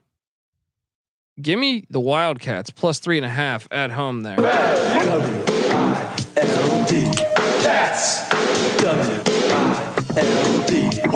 Nick, what are you doing in Tucson here? I'm going to trust the Beavers here, but I certainly don't like it. I think the line kind of stinks. The line, wants people to take Oregon State. I'm going to trust the Beavers, but I don't like it. I'm staying far, far away from this game. Arizona is certainly better than anyone would have expected. Meanwhile, Oregon State 3.5 points on a very conservative style of football. is actually a lot for a competitive game, but still, Oregon State is the much better team. I'm going to take Oregon. Arizona's State. good though, man. They're ahead of schedule. They're way better than I thought they would be right now. They are. This game's tough. Yeah, it smells a little bit. New Mexico is heading to Reno in an awesome one. The worst game of the week. Series dates back to 1941. Nevada has a 2-game lead. Make it a 3-game lead. I'm laying the one in Reno. Nobody goes into Reno and gets a dub. Patty C, what are you doing here? I'm not picking it. This is the game that I'm not picking. Fuck this. I refuse to pick this game. Whatever. Home team. Give me Nevada. Nick? I'm gonna ride Patty C's Nevada Wolfpack too. They finally got the first W.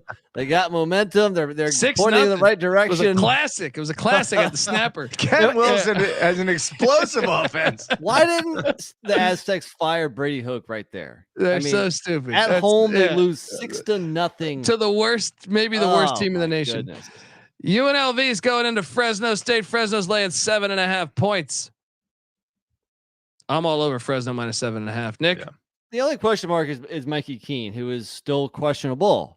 If Mikey Keene plays, I love Fresno. If not, I like Fresno. Patty? Yeah, I'm right there with you. I think UNLV will be exposed as the counterfeit that they are. Fresno gets it done. Final game on the slate. San Jose State. This game dates back to 1936, fellas. And what if I told you that the all-time series is 22-22-1? Wow. There you go.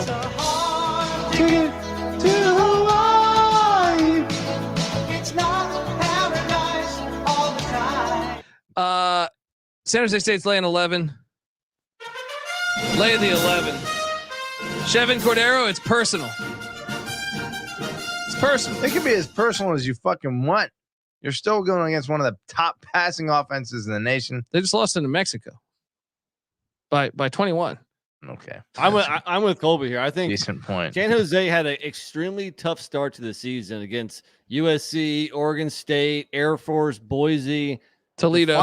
Yeah. Finally, the schedule lightened up. And what they do, they beat New Mexico 52-24. They beat Utah State 42-21. You cowards are on Utah State too. They're going to roll Hawaii here as well. I'll lock it up with you, Dundee. Lock it up. Let's go. All right, well, favorite play of the day. Triple lock? Well, no, I'm not going to triple lock it. I just took Hawaii, but you guys can convince me to take San Jose State. Okay. Not like I had a strong opinion on this game. You should. I've been watching. If you were a sharp. Yeah, I should if I was. Instead, you're a square. Hello, folks. That's our show. SGP's got their show going on in 22 minutes. So buckle get out of here. Yeah, folks. Subscribe to the College Football Experience. Give Patty C a follow on Twitter at PattyC831. I'm on Twitter at TheColbyD. NC Nick's on Twitter at NC__NICK. The College Football Experience is on Twitter at TCE on SGPN. We're live tomorrow morning with our DFS show. I'm live tomorrow afternoon with the Weekend Bombs with CJ Sullivan. Tomorrow night, live with the FCS Week 9 preview and picks, and then Saturday morning pregame show. Check it out, folks. Until next time, this is the College Football Experience. You better start thinking about yours, and we out of here. Run and shoot.